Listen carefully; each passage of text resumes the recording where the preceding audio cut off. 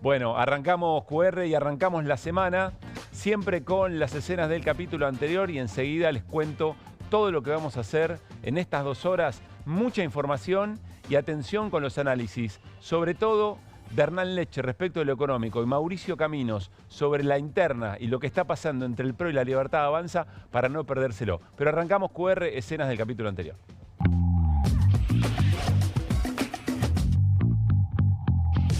Aparecieron estos mensajes de Juli Kozak, la vocera del Fondo Monetario Internacional, diciendo efectivamente cuál iba a ser el monto del acuerdo. Las autoridades argentinas solicitaron un paquete de financiamiento general de 20.000 millones. ¿Cómo se desembolsa este préstamo? Supongamos que es de 20.000 millones de dólares, es todo. El acta policial, cuando tiran al piso a Beatriz Blanco, es absolutamente genérica e incumple con todos los requisitos que tiene que tener un acta policial. Esto también es parte de lo que debería, creemos, investigar la jueza María Servini, además del cinismo, la burla y todo lo que quieras. ¿Hubo un encubrimiento acá?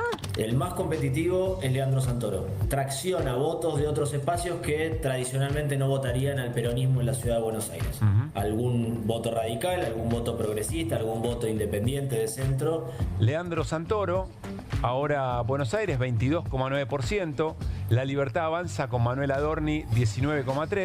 Aparece Horacio Rodríguez Larreta con 7,7%. Todo lo que vino ocurriendo a partir de enero, el discurso de Davos, Libra, eso frustró mucho hacia adentro del espacio mileísta. Entonces ahí empezó como una caída. Bueno, al final es como los otros. Y el principal apoyo político de Milei es la oposición. O sea, yo voy a ver, con estos enemigos, la oposición, el gobierno no necesita amigos. Lo que hizo el 12 de marzo fue generar ella el caos y acusar a los otros del caos que ella misma generó. Yo creo que no hay gobierno de Milei sin una gestión como la que está haciendo Patricia Bullrich al frente del Ministerio de Seguridad, gran generadora de caos. Si no se trata de forma extraordinaria el acuerdo y se hace digamos, a mediados de abril, las posibilidades de los primeros desembolsos son entre 2 y 4 semanas luego de esa reunión. Estamos hablando de principios de mayo. Que hay que ver si la cuenta da para que los que tienen los pesos y si los quieren pasar a dólares creen que efectivamente la suya va a estar. Porque en definitiva se trata de eso, de que la de ellos esté.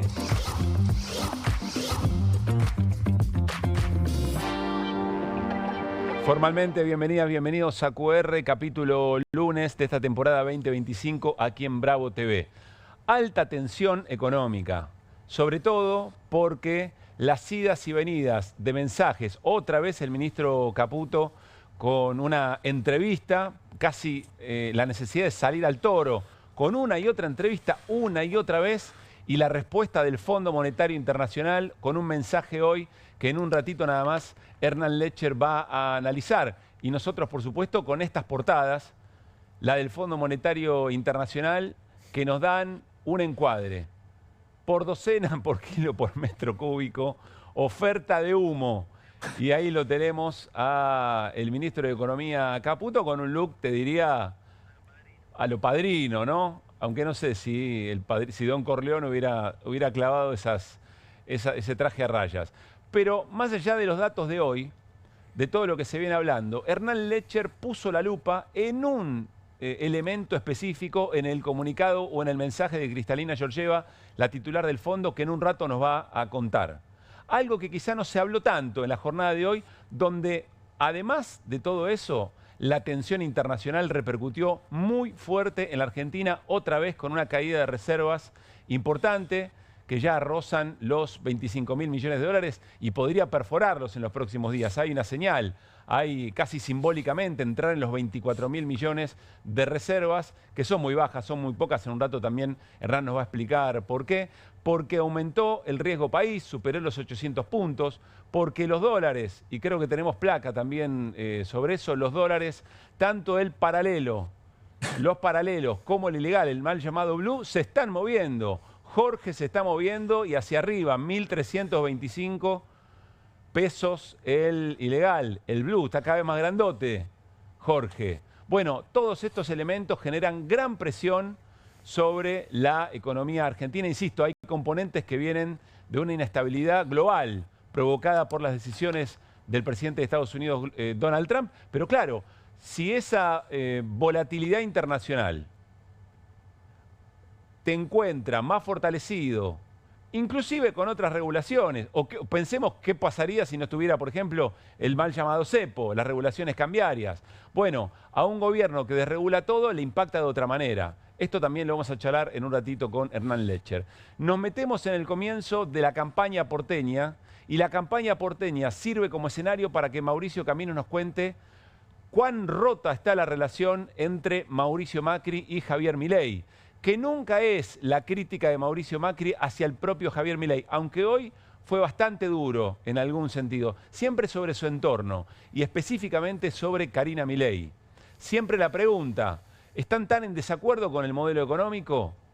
¿Es una discusión de poder, de cuotas de poder, de peleas por un electorado concreto? Esto es lo que se ofrece en la escena porteña y lo vamos a escuchar y lo vamos a analizar. Sobre todo leerá entre líneas Mauricio Caminos qué es lo que dijo Macri en las últimas horas.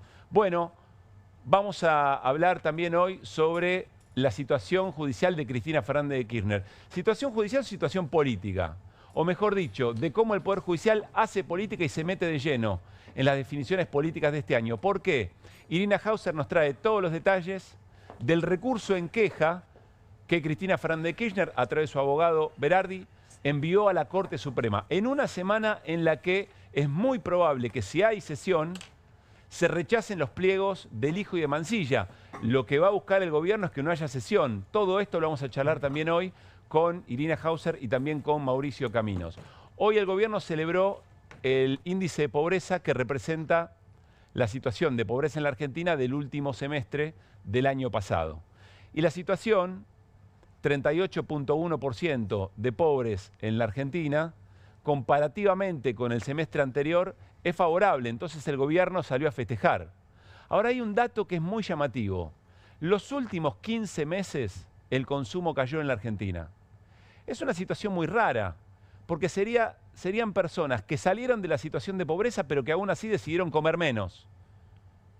¿Qué hay detrás del indicador de pobreza? También lo vamos a analizar hoy aquí en QR hasta las 12 de la noche. Finalmente, no se pierdan la pieza documental que Indisciplinados hizo respecto de una agenda que siempre es riesgoso quede atravesada por las cosas más de coyuntura. Tiene que ver con la reconstrucción de Bahía Blanca.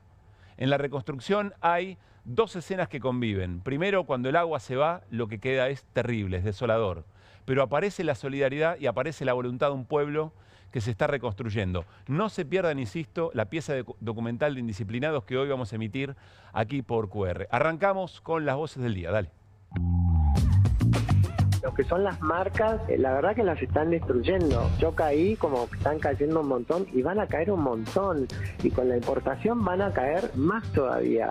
Cuando la gente dice, ya la vimos, yo insisto, no vieron nada porque esto en Argentina no se hace 120 años. No lo digo yo, vienen los premios Nobel más importantes del mundo y nos piden que escribamos un libro. Vendieron la piel antes de cazar al oso, con una soberbia muy grande, que hay que decir que tiene el presidente, que tiene el Triángulo de Hierro y que tiene ahora, curiosamente, el ministro de Economía. Y claramente su círculo, su Triángulo de Hierro es el que ha dicho que no. De un proyecto de país hemos terminado un proyecto de poder. Yo lo simbolicé, si crees, con eso de que tiene olor a pis. Pero en realidad, más que enojarse conmigo, hay que solucionar el problema. Si vos agarrás el logo que usaba un partido político y lo modificás para presentarlo y después decís que vas a utilizar el homónimo que es tu hermano, que en realidad no es militante político porque vive en Alemania, aunque no tengas la intención de estafar a nadie, estás estafando a la gente. Desde un punto de vista jurídico, no existe ninguna posibilidad de que esto se resuelva entre gallos y medias noches, salvo que se trate esto de una operación jurídica, una operación política que nada tiene que ver con el derecho. Y respecto de la pregunta de si Cristina teme ir presa, mire, Cristina nunca tiene miedo. El presidente Milei una vez más cometió un exabrupto solicitando o diciendo que iba a meter presa a la expresidenta Cristina Fernández de Kirchner. Nosotros repudiamos totalmente esas declaraciones, esa condena en doble instancia. Es un manual de persecución política y de lawfare. Nosotros, acá con el señor El Cóndor, somos potencialmente jubilados. No nos olvidemos que son solo minutos.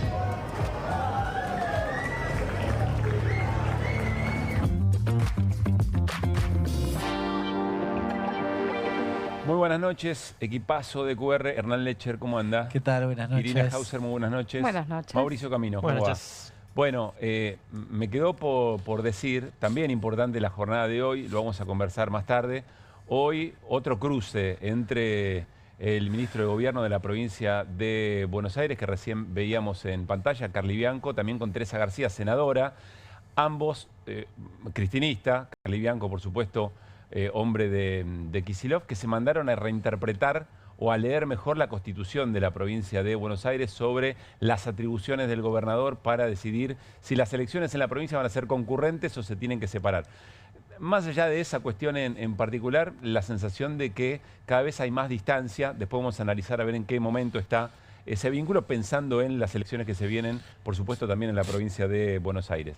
Bueno, ¿sabes que me queda algo de lo de olor a pis de Larreta, que sigue insistiendo con esa frase?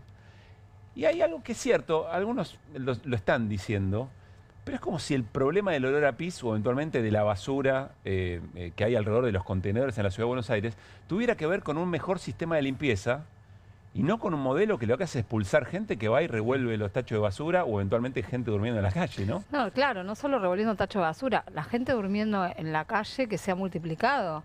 Yo vengo pensando en esto desde el primer día que lo plantea Larreta, porque en realidad están hablando de algo que no es un tema de limpieza, claro. Es un problema social, es un problema económico. Pero él hace una utilización, no sé, supuestamente graciosa, que evidentemente llamó la atención, nos llamó la atención a nosotros también. Nos pareció, hemos hablado de algún recurso pícaro de... No, y hasta puede ser efectivo, lo llamamos Julieta Weissel, que mañana viene a Pero es un poco... QR, pero esto pasa un tanto inadvertido. Es un poco insultante, me parece. Bueno, vamos a ver cómo se interpreta. Yo insisto con que en términos electorales a mí me parece un gran acierto. De hecho, seguimos hablando sobre el tema. Es cierto que Hernán era el fan. Pero, Hernán es el fan, por eso le tiré la indirecta. ¿Sabes qué me contaron durante el fin de semana? ¿Qué te contaron? Que la decisión de Larreta de plantear eso no es que se le ocurrió en el momento, se imaginará. Sí, claro. Bueno, muchos focus group dijeron que era muy útil esa frase, porque era una cosa muy cotidiana que a la gente la hacía recordar. Fíjate, funciona al revés, no es que yo sentía olor a pis. Cuando escuché esa frase, un día sentí olor a pis y me llevó a ese momento. Bueno, está bien. Sí. No digo... Yo entiendo eso, y no digo que nadie lo Vos esté fuiste diciendo. a la solución estructural, no, bueno, lo que quiero decir, no estás pensando eso. Pero si no la planteás, algo te está faltando en el sentido. Y no es que nadie lo esté planteando, ¿no? Me parece que se lo contrapone poco cada vez que aparece la frase. No, supo marcar el tono por lo menos el comienzo de la campaña. O sea, tuvo una frase que... Sí. Eso es lo que dice Hernán. Seguimos hablando de eso cuando... Podríamos decir, arrancó la campaña 2 semanas después, ¿no? Porque ya va 2 semanas después. Es verdad que el gobierno de la ciudad... tiene un problema en ese sentido, y los primeros meses la campaña de Jorge Macri, digamos, de gobierno era orden, y era sacar gente de la calle. Sacar gente de la calle, videos con gente. Eso, y se acuerdan que hubo una foto trucada en su momento, que era una persona durmiendo y después como la limpiaron, la barrieron. Bueno, entonces viene un poco a problematizar eso. De los autores de los cajeros automáticos como monoambiente, por otra parte, ¿no? Nos reímos, pero para allá. Me parece que es muy clase mediera esa frase, ¿no? Que está muy enfocada a la gente que goza de la estigmatización de la pobreza, ¿no? Que es un poco ese público al que está... Yo igual quise introducir otro elemento y siguen sobre la frase, con lo cual Larreta espectacular, al equipo de marketing político de Larreta. Vos quisiste discutir las razones de fondo, nadie le importó ni a Larreta. Perdón, yo estoy hablando de las razones de fondo. Estoy hablando de que, bueno, de que si querés sacar el olor a pis, tenés que solucionar el problema de la vivienda en la ciudad de Buenos Aires. Bueno, esperemos que venga un día entrevistado y podemos hacerle en campaña, ¿no? Bueno, nos metemos de lleno en el tema del día y tiene que ver con alta tensión económica, sobre todo por buena parte de lo que está pasando en el mundo. Donald Trump y sus decisiones que mantienen en vilo mucha especulación, mucha volatilidad. En países como la Argentina esto pega mucho más, pero sobre todo la relación del gobierno con el Fondo Monetario en un nuevo episodio. Arrancó con otra entrevista de Luis Caputo ayer con Luis Majul, grabada. Yo nunca había visto, por otra parte, que haya una intervención de un presidente en una entrevista grabada. Me llamó mucho la atención, pero bueno, eso también ocurrió. Claro. Y hoy una respuesta de Cristalina Georgieva con un mensaje que enseguida analiza Hernán Lecher. Pero escuchemos un tramo del ministro de Economía, Luis Caputo, anoche. Dale. Es cierto cuando se dice que no hay precedente en que el fondo haga un desembolso inicial muy alto. Del 80%. No, ni por uno. O sea, en general hacen del 20, 30, en alguna excepción 40. Nosotros hemos pedido más. ¿Por qué razón? Porque en un acuerdo del fondo tradicional, lo que el fondo hace es ir haciendo esos desembolsos parciales a cambio del cumplimiento de metas fiscales y monetarias. Cosa que en el caso nuestro ya lo hicimos. Bueno, sobre esto, Hernán Lecher dice, ojo que acá hay algo que no se habló tanto, no se señaló tanto en la jornada de hoy. ¿Qué cosa, Hernán? No, la primera cuestión es, ¿alguien puede pensar en Toto Caputo? Porque ya desautorizaciones tiene un montón. Él piensa. ¿Cuál es el dato de hoy? En realidad, este es el recorte de la entrevista. El dato de hoy es que la titular del Fondo Monetario, ya no Judy Cosa, Galvin, la titular del Fondo Monetario dijo, nosotros estamos dispuestos, lo va a discutir el board, pero estamos dispuestos a darle el 40% en la primera cuota. Sí. Acabamos de escuchar a Caputo que pidieron más del 40%. Este es un dato muy importante, es decir, lo volvió a desautorizar, ya a esta altura no nos preocupa demasiado, pero la confirmación es importante. El acuerdo. Ahí, porque está bien lo que dice Hernán. Caputo dice, no, 40%, por eso nosotros le pedimos más del 40%. Nadie se quedó con eso. Más del 40% le pide el gobierno. Y hoy el Fondo Monetario dice 40 razonable, porque están haciendo bien los deberes. Sí. Caputo dice, nosotros le pedimos más. Es interesante el análisis, porque ya hicimos el ajuste. Es decir, todo lo que el fondo te pide habitualmente, nosotros ya lo hicimos. Así que dennos toda la plata. Este es el planteo. Sí. Ahora, hoy tenemos la confirmación de que son 20.000 millones de dólares los que pidió la Argentina y que le van a dar 8.000 de primer desembolso. Que es el 40% de eso. Y acá se abre un abanico de cuestiones. No sé si tenemos la placa. Yo traje algunas placas. Quiero detenerme en una que me parece ilustrativa de varias cosas que han pasado en la última semana, que con los hechos confirmados, con los hechos confirmados, hoy podemos decir varias cosas. La primera, 35.000 millones de dólares. Vos decís, pero Hernán, acaba de decir 20. ¿Qué decís 35? El domingo, ayer, la columna de Liotti confirma algo que yo planteé acá. En La Nación. Sí. Y que era una especulación. No teníamos el dato. Liotti es un periodista serio. Debe haber confirmado con al menos 2 fuentes que el gobierno fue al Tesoro de los Estados Unidos a pedir 35.000 millones de dólares. Voy a decir, pero ¿cuál es lo importante? Para mí es muy importante. ¿Por qué? Porque el gobierno está considerando que 20 no son suficientes, menos 8. ¿Se entiende? Es decir, que el número ideal para el gobierno es 35. El número era necesario. 35. Y hay una segunda cuestión para analizar de ese dato. Fueron al Tesoro de los Estados Unidos. Esto es muy importante porque esto significa que al menos el staff del fondo le dijo, nosotros no, con nosotros no cuentes. Paso al tercer punto, una especie de per saltum al board. ¿Qué significa esto? Que evidentemente... Recordemos qué es el board y qué es el staff. El board técnico. Es el directorio, el staff es la burocracia. Sí. Cristalina Georgieva y todo lo que Cristalina dicen. Es burocracia. Claro, le mandan al directorio el acuerdo, el agreement de aprobación o no del staff. Bueno, perfecto. ¿Quién decide eso? El directorio. Los directorios son los representantes de los países. ¿Bien? Cristalina no es la directora ejecutiva. Bueno, entonces, lo que da la impresión es que, como no nos poníamos de acuerdo con el staff sobre cuánto me iban a dar y cuánto iba a ser el acuerdo, que lo define el board. Bueno, hoy medio que Cristalina Georgieva, por eso vuelve al origen, definió, porque debe haber dicho, el board le debe haber dicho, che, decile que no es 20. No le vamos a dar 20. Ayer salió este chico, dijo que íbamos a dar más de 14, de más de 40, avisales que no. Ya está, con este vamos y venimos, vamos y venimos. No tiene mucho más sentido. Bueno, la segunda cuestión. Qué chastre, ¿no? Qué empaste, porque cuántas veces habló, insisto, el ministro de Economía y Julie Kosak, la portavoz, y que te digo que me decís, parece muy poco positivo en términos de una negociación muy tan poco seria. Y muy poco, a ver, insisto, un acuerdo con el fondo se supone que te tiene que dar anclar expectativas futuras. Hiciste lo contrario, maestro. Claro. Íbamos y venimos todo el tiempo, una locura. Te diría que el mercado finalmente había descontado, llevado a precio, preciar esto que habíamos dicho hace unos días, un acuerdo muy parecido a este, que era el origen, ¿eh? Fuimos, vinimos, qué sé yo, al final eran 20 y eran 8. 6, 8 habíamos dicho. Ese último elemento de la placa me preocupa mucho. Sí, pero me detengo un segundo en el segundo de nuevo, 20.000 millones todos juntos, descartado, tachado. Esto lo había hecho ayer. Bueno, no, chicos, tachémoslo. Igual sirve para la discusión porque habilita. 8 son suficientes. Para Caputo no eran 8. Querían más, querían más. Pero vamos al último, que esto deriva de otra cuestión, del tuit de Macron. ¿Te acordás que lo hablamos acá? Sí, claro, minerales críticos. Bien, ¿hay una garantía de pago del acuerdo con el fondo, de los fondos que recibe del Fondo Monetario Internacional, la Argentina, con recursos naturales, en algún esquema? Bueno, me llama poderosamente la atención lo que dijo Macron, que fue el único que habló, en principio, el presidente nuestro. Estás atando todos los puntos de esta última semana. Sí, y pensando, finalmente, ¿cuál es el acuerdo? ¿No? 28...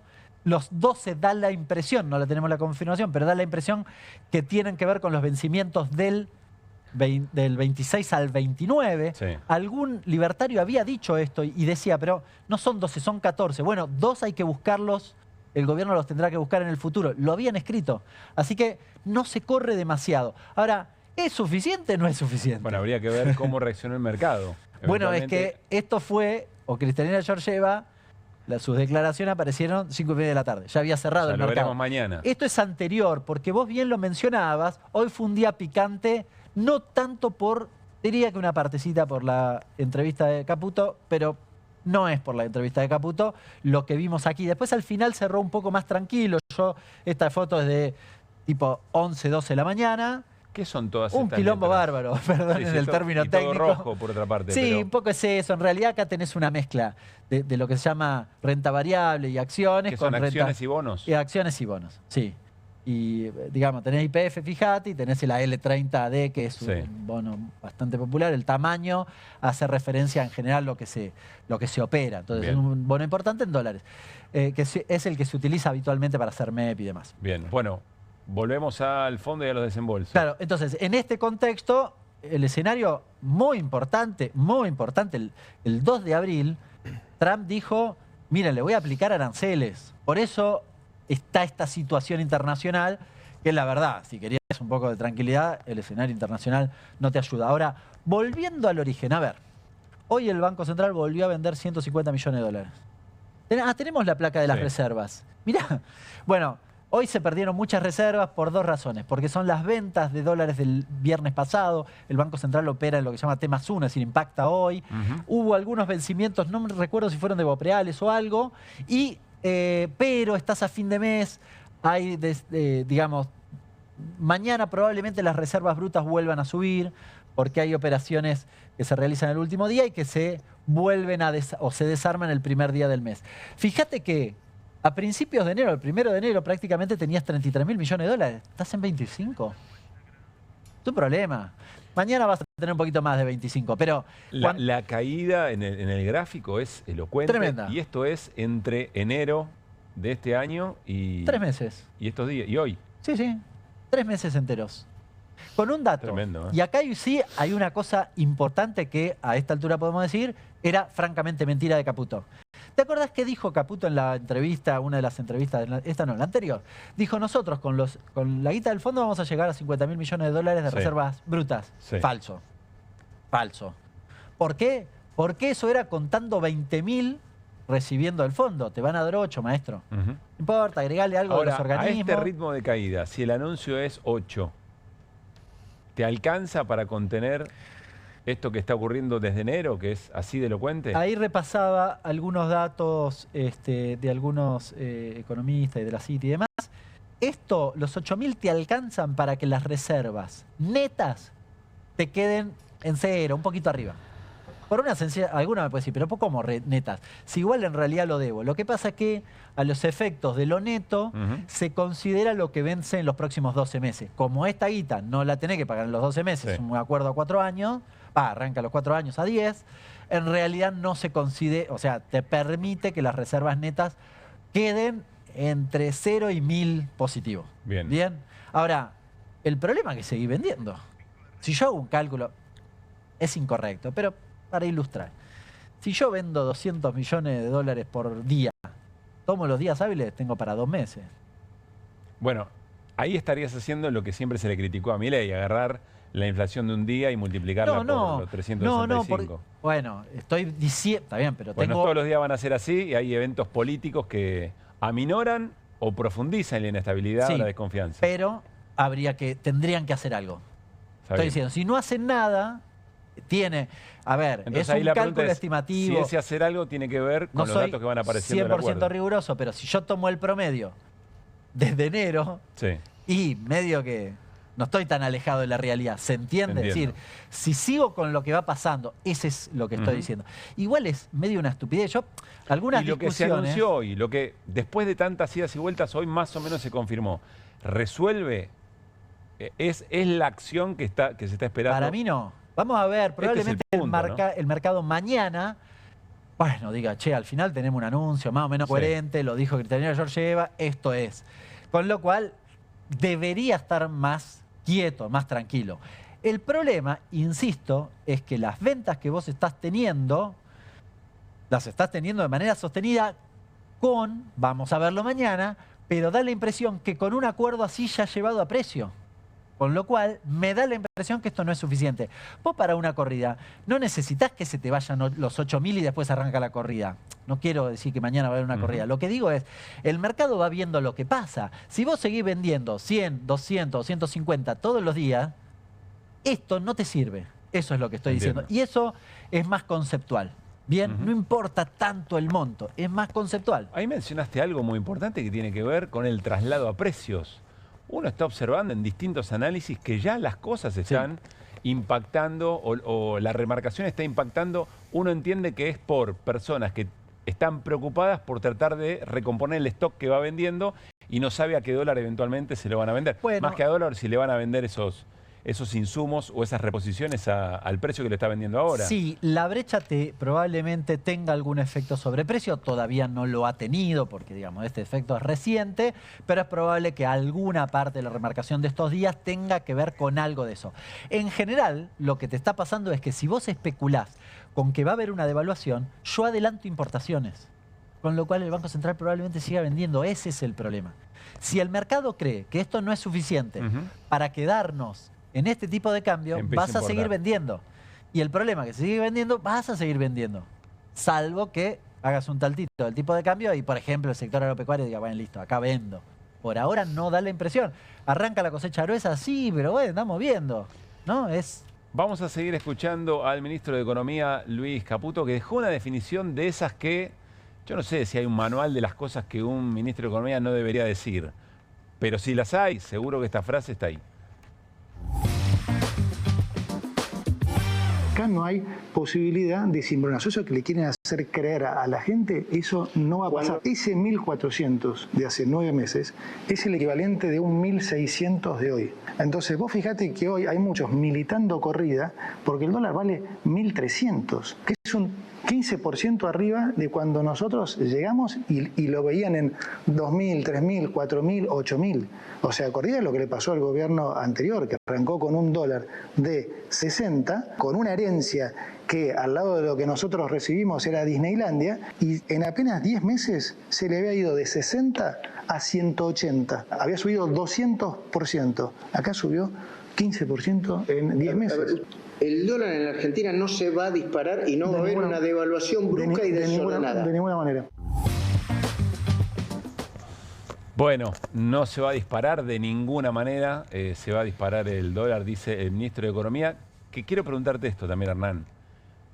No es información que nosotros tengamos chequeada, pero empieza a convivir el ministro de Economía con rumores de cambio, con rumores de que otro economista va a ocupar ese lugar. Y lo charlábamos un poquito fuera de aire y no parece lo más inteligente en este momento. Si vos me preguntás a mí, en este momento no podés sacarlo a Caputo porque tenés una crisis y para mí el hay algún momento donde el gobierno va a modificar su política cambiaria. Bien, nosotros especulábamos hace algunos meses que iba a ser después de la elección. Sí. Y lo que estamos discutiendo es eso. Hoy Werner dijo, bueno, quizás hay como 2 acuerdos. No sé si tenía data o no, pero hay un acuerdo de acá a las elecciones y después otro acuerdo más grosero, más importante. No me consta, no tengo tan claro que el Fondo Monetario sea muy proclive a eso. Ahora, todavía lo que no sabemos, y esto es muy importante, es cuál va a ser la política cambiaria o la exigencia del Fondo Monetario en este aspecto. ¿Qué le dice? ¿Levantás el cepo ahora? ¿Cuándo? Después, porque cuando él dice, no va a haber un salto cambiario muy significativo. No sé si no está diciendo que tal vez salta 10%. ¿Cuánto es? ¿Qué significa? No se dispara, pero salta. Claro, ¿cuánto es no se dispara? Bueno, en un ratito seguimos hablando de esto y vamos a escuchar a Werner también. Enseguida hablamos con Alejandro Banoli, ex titular del Banco Central, que estuvo en esa silla caliente y analiza este tipo de cosas, sabe leer otras cosas de las que nosotros desde el mero análisis, desde otro lugar, como periodistas. Enseguida hablamos con Alejandro, pero hoy volvió a pasar Cavallo y dijo, en una saga que ya tiene varios capítulos, pasó Cavallo y dijo, che, me parece que esto no anda bien. Dice Cavallo, pensar en el uso de las reservas externas conseguidas a través de los organismos financieros internacionales para intervenir en el mercado cambiario e inducir o mantener una apreciación exagerada del peso, atraso cambiario, es contraproducente y puede significar el fracaso del proceso de desinflación. Sí, básicamente lo que está diciendo es, el fondo te puede dar dólares, si los vas a usar para lo mismo que lo venís usando, se te va a ir como agua entre los dedos. Sí. No sé si es posible, la producción quizás me asesina, pero si el párrafo que sigue... Ahí está. A ver. Es tremendo este. La simple continuidad del manejo cambiario y el uso de reservas que pertenecen a los depositantes de dólares en el sistema bancario para intervenir tanto en el mercado cambiario oficial como en los mercados pseudolibres no conduce a consolidar el clima de desinflación. Me imagino que lo que estamos subrayando acá es el uso de reservas que pertenecen a los depositantes de dólares. Lo escuchaste bien, ¿no? No lo dijo Hernán Lecher. Y es el segundo que lo dice en los últimos 7 días. El primero fue Melconian. Y algo que lo sabe de ese tema, ¿no? Digo, de nuevo, viste, podés reinterpretar. Bueno, acá es muy claro. Estás usando, según el Fondo Monetario, según Cavallo, los depósitos de los depositantes. Yo hubiese sido más moderado. Porque estrictamente vos estás usando los dólares. Quizás son los de China, del swap. Sí. ¿Se entiende? Si yo soy el gobierno, digo, no, son los de China, no son los de la gente. Es llamativo que Cavallo diga esto. Y es el segundo, insisto, que lo dice después de Melconian, que lo dijo el viernes pasado. Sí, hay una serie de declaraciones muy fuertes tendientes a plantear que el esquema cambiario, y en esto sí coincido, el esquema cambiario no resiste análisis y te estás metiendo en un brete llegando a un punto que te condiciona seriamente. Lo dice Cavallo, que manotearon los dólares de la gente en la crisis en la que tuvo responsabilidad. En ese sentido no se parece de ninguna manera porque el sistema financiero tomó su recaudo, el sistema bancario. Quiero saludar a Alejandro Banoli. Alejandro, Pablo Caruso y todo el equipo de QR, saludamos. ¿Cómo estás? Hola Alejandro, ¿nos escuchás? Buenas noches, ¿cómo les va? Buenas noches. ¿Nos escuchás bien? ¿Tenemos un poquito de delay o estamos bien? Sí, los escucho bien. Ah, muy bien, muy bien. Bueno, Alejandro, Hernán hizo la caracterización del día. Nos encantaría escuchar tu mirada, tu opinión, con la experiencia que tenés. Y cada vez que hablamos con Alejandro Banoli, yo quiero recordarles que es el autor de un libro que se llama Patria o Dólar, que recomiendo efusivamente para los que les interese el tema, porque es un libro en el que analiza estos problemas, pero además analiza cuáles son los tire y afloje o las demandas de los factores económicos más importantes de la Argentina. Alejandro, ¿qué estás viendo? ¿Qué escena estás viendo? Bueno, creo que todo lo que indica la comunicación, la respuesta de los funcionarios, la respuesta del mercado, marca que el gobierno está en un gran problema, ¿no? En una trampa, diría yo. Y esto tiene que ver con que se desató la desconfianza y con una cuestión, yo diría que es básica. Todos estamos haciendo foco en cuánto va a recibir el gobierno, si son 8.000, 10.000 millones o 3.000 millones. Pero lo cierto es que acá el problema no es ese. El problema está en que hay un déficit externo creciente. Y en Argentina ya hemos visto reiteradamente, la última experiencia fue en 2018, que cuando vos tenés una política donde las divisas se escapan por las importaciones, por turismo y viajes, por pagos de deuda, por utilidades, se desata una dinámica muy compleja. Entonces acá además, si no hay precisiones sobre cuál va a ser la política cambiaria, digo, cuál va a ser la tasa de devaluación y la intervención que va a tener el Banco Central en los próximos meses, todos piensan lo peor. Entonces, en un contexto donde el gobierno pide credibilidad y no se ve ningún viso de que cambie la política oficial que está generando esta restricción de divisas y que además el gobierno niega el problema, ¿no? Porque dice increíblemente que no hay falta de dólares cuando sale a buscar al Fondo Monetario Internacional con desesperación, claro, en términos de tiempo, en términos de un DNU ilegal. Entonces claramente se genera este proceso que hemos vivido estos 10 meses donde la respuesta del día a día es que el Banco Central tiene que vender reservas en el mercado, ya lleva 12 días vendiendo, interviniendo tanto en el mercado oficial como en los dólares implícitos, perdiendo reservas, con un nivel de reservas netas de 11.000 millones de dólares, creo que algo Hernán mencionó porque lo agarré muy en el final. Así que hay que recordar lo que pasó en 2018, ¿no? Donde 15.000 millones de dólares fue lo que recibió el gobierno en junio de 2018 y sin embargo al mes hubo que cambiar el acuerdo y se disparó el dólar. Ahora voy al fondo de lo que estás diciendo, que tiene que ver con algo que venimos charlando del programa. Difícil encontrar una solución financiera a un problema económico de la característica que vos mencionás. Pero antes de eso, me llama la atención lo que planteás, la comparación con 2018. ¿Estamos en una escena parecida a la del 2018, decís vos? Yo creo que hay algunas similitudes en el sentido de que hay un déficit externo que no es tan alto respecto a lo que era en 2017, sí, pero que hay una dinámica que lleva a ese costado. El gobierno se quedó sin financiamiento como en ese momento. Yo creo que la diferencia más sustancial tiene que ver con el hecho de que en ese momento no había cepo y entonces los capitales podían salir mucho más fácilmente. Pero por más que haya cepo, hay dos cosas. Primero, el contexto internacional es mucho más complejo que en 2018. Y segundo, que aún habiendo cepo, los capitales que están en Argentina en pesos se pueden dolarizar. Entonces, el riesgo cuando el gobierno dice no hay problema porque la base monetaria está cubierta por las reservas a un tipo de cambio que es menor al tipo de cambio oficial de hoy. Acá hay una mentira que es la siguiente.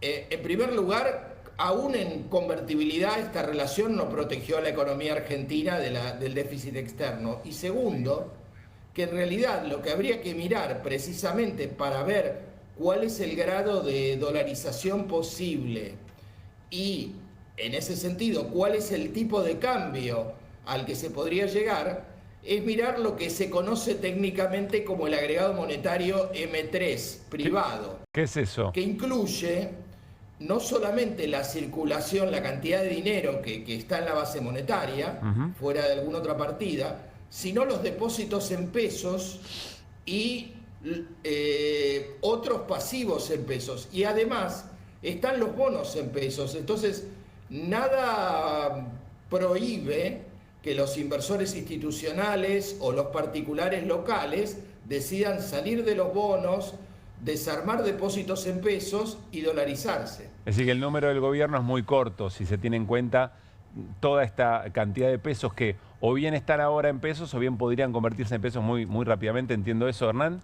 Sí, Alejandro, te quiero hacer dos preguntas, son medio técnicas, pero bueno, un poco las explicabas recién. Apiádense de nosotros. Pero porque son muy importantes. Es el debate con el gobierno. La primera tiene que ver con El gobierno dice, no hay pesos contra el dólar, la base monetaria amplia está fija, qué sé yo, con lo cual no hay pesos contra el dólar. Vos un poco estabas planteando lo del M3.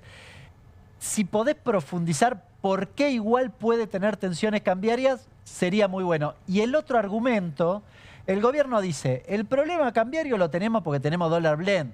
Es decir, tengo la obligación de liquidar 20% en el mercado bursátil. Si elimino eso, se me ordena la cuenta corriente porque eso es lo que dice el INDEC. ¿Cómo ves estas dos cuestiones? Bueno, a ver, respecto a lo primero, creo que el agregado monetario M3 básicamente incluye la circulación monetaria, que es la cantidad de pesos, que es lo que el gobierno cuenta, pero además están todos los saldos en caja de ahorro, en cuenta corriente y plazos fijos en pesos. Eso es lo que puede dolarizarse, digamos, en una situación de estrés tiende a convertirse en dólares. Eso puede presionar particularmente la brecha cambiaria, ¿no? Sobre todo el MEP y el costado liqui. La capacidad de intervención del gobierno ante una dolarización se limita y eso es lo que es un peligro, una luz amarilla, por no decir roja, digamos, en un eventual proceso donde el déficit externo se profundice y las reservas sigan cayendo. Y esto lo entronco con lo que decía Hernán del Blend, que es muy cierto, o sea, claramente si el gobierno lo elimina, podría acumular reservas al tipo de cambio oficial, pero sacrificaría la brecha, porque de alguna forma la oferta que hoy están de los exportadores al contado con liquidación desaparecería. Claro. Bien. Ahí se nos trabó un poco la comunicación con él. Ahora sí te escuchamos un poco mejor, Alejandro. ¿Vos nos escuchás bien? No. Bueno, ahí fundamentó lo primero que le preguntabas. ¿Y la reflexión sobre el segundo tema? No, lo mencionaba él. En realidad, el dólar blend, si yo elimino ese esquema cambiario, efectivamente lo que te pasa es que se te aumenta la brecha, sí, y entonces es un incentivo a no liquidar, por ejemplo, claro, y adelantar importaciones, con lo cual profundizás el problema y te pega en cantidad. Es decir, no resolvés el problema de fondo. Comparto esa mirada, quería un poco su opinión, porque estos son como los dos grandes temas de discusión con el gobierno. Sí, o el oficial, ¿qué dicen los libertarios? No, resolvemos la cuestión cambiaria con el y con la otra cuestión es no tenés pesos para ir. Sí. Es interesante eso. ¿Qué dice el gobierno? Lo digo de manera sencilla. El gobierno dice, no tenés pesos, ¿sí? Yo tengo una caja de ahorro, ¿bien? Y desarmo la caja de ahorro, pero en realidad no me pueden dar pesos porque no hay en existencia. Y yo, Banco Central, no voy a emitir más. Bueno, lo que habría que hacer, eso no me resuelve que no haya una corrida. Porque además me pegan cuestiones de índole monetario, me haría subir la tasa de interés, si me genera otros quilombos que finalmente también me pegan sobre la cuestión cambiaria. Es decir, no se resuelve con que tenga las cantidades de dinero fijo, bien, que es lo que apuesta el gobierno. Como recién decía Hernán, es parte de la discusión interna dentro de este esquema. Ahora, Alejandro Banoli menciona otra cosa que me gustaría que lo repasemos cada vez que hablamos del tema con el fondo, que es el problema es ir al fondo, o el problema eventualmente es querer resolver un tema de la economía argentina, en este caso la cantidad de dólares que efectivamente se tienen para los consumos y para la actividad misma, tratando de encontrar una solución financiera. Lo seguiremos conversando. Gracias, Alejandro Banoli, no pudimos recuperar la comunicación y, por supuesto, siempre estaremos en contacto. Cambiamos de tema brevemente. Nos vamos a lo que está mostrando la elección porteña, y es una suerte de fractura expuesta entre el PLO y la Libertad Avanza, por lo menos en lo que tiene que ver con la discusión interna por la representación de un electorado bastante parecido, si no el mismo. Mauricio Macri volvió a hablar sobre, puntualmente, Karina Milei, como si Karina Milei estuviera obsesionada con el PRO, lo decía así. De un proyecto de país, hemos terminado en un proyecto de poder que lamentablemente atenta contra un proyecto de país. Para nadie es entendible que en el diario todo el día se lea que Karina Milei Su obsesión es ir por el PRO. Y no puedo entender que aquel conjunto de dirigentes capacitados, inteligentes, preparados, que le sacó la ley bases, que le evitó que le volteen el DNU, que evitó que se caiga el veto 1, el veto 2, y que hace pocas horas, frente a ese espectáculo bochornoso que daban sus diputados tirándose agua, insultándose, pegándose con megáfonos, sacó el DNU para que puedan negociar con tranquilidad el acuerdo del fondo. La respuesta es una lista de Karina Milei que su obsesión es criticar al PRO. Bueno, Macri prácticamente, Mauricio, le dice, ustedes eran una murga, si no fuera por nosotros no sacaban nada, hacían un papelón. Y esta mujer, la hermana del presidente, secretaria general de la presidencia, está obsesionada con nosotros. Esto es una locura. Parece que la candidata de Libertad Avanza es Karina y no Adorni, ¿no? Un poco la obsesión también de Macri es Karina. Sí, claro. ¿no? O sea, hay algo ahí también simbólico. O sea, es una obsesión cruzada. Y un poco sí, un poco sí. Pero es un punto también que justo hablamos antes del FMI, que Macri en esa entrevista, que la dio, entiendo, hoy en la mañana en Radio Mitre, después dio otra en La Nación Más, hizo el caminito de Macri, ¿no? Digo, en cuanto a medios. Casi que pide también algo del dólar, que pide que se devalúe. Entonces, parece que la campaña del gobierno es el acuerdo con el FMI y cómo llega hasta las elecciones con el peso más o menos sin inflación, ¿no? Sí. Pero ese es un dato el que aporta Mauricio, porque hasta acá Macri era más crítico.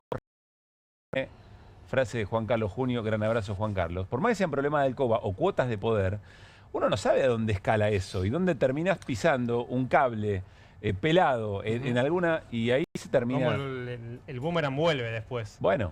Es que a mí me parece que una de las cuestiones para leer, vos Mauricio, corregime, pero digo, el problema de la discusión en la capital en clave electoral puede traer aparejado el no acuerdo en la provincia, que daba la impresión que había alguna algún centro. Como, o sea, si se pica demasiado, peligra el. Es que con esto vas a una discusión no, y de a su todo. vez, o sea, no quiero tampoco marear al televidente, pero supongamos que esta disputa, esta guerra abierta en la derecha porteña, ¿no? Sí. Que podemos titularlo así.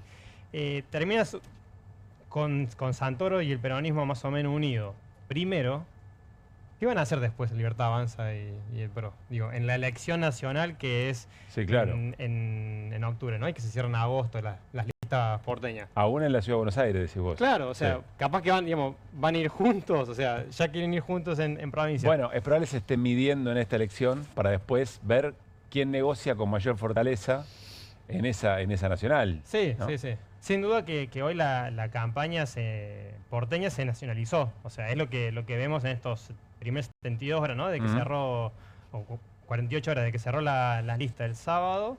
Se nacionalizó la campaña porteña y hoy ya tuvimos este condimento de Macri saliendo a criticar muy fuerte a Karina Milei, pidiendo también un cambio en el dólar, una crítica a Milei. Y después tuvimos la foto de Karina Milei con Adorni al frente de la sede de Uspallata, que es la sede. Ahí la estamos compartiendo. Ahí está la foto que fue bien tempranito, cerca de las 8:30, 9. Está Adorni, Karina Milei al lado, y bueno, el resto del equipo porteño y de candidatos porteños. Alguien señalaba hoy. ¿Dónde es esto? Esto es en Uspallata, es la sede del gobierno de la ciudad.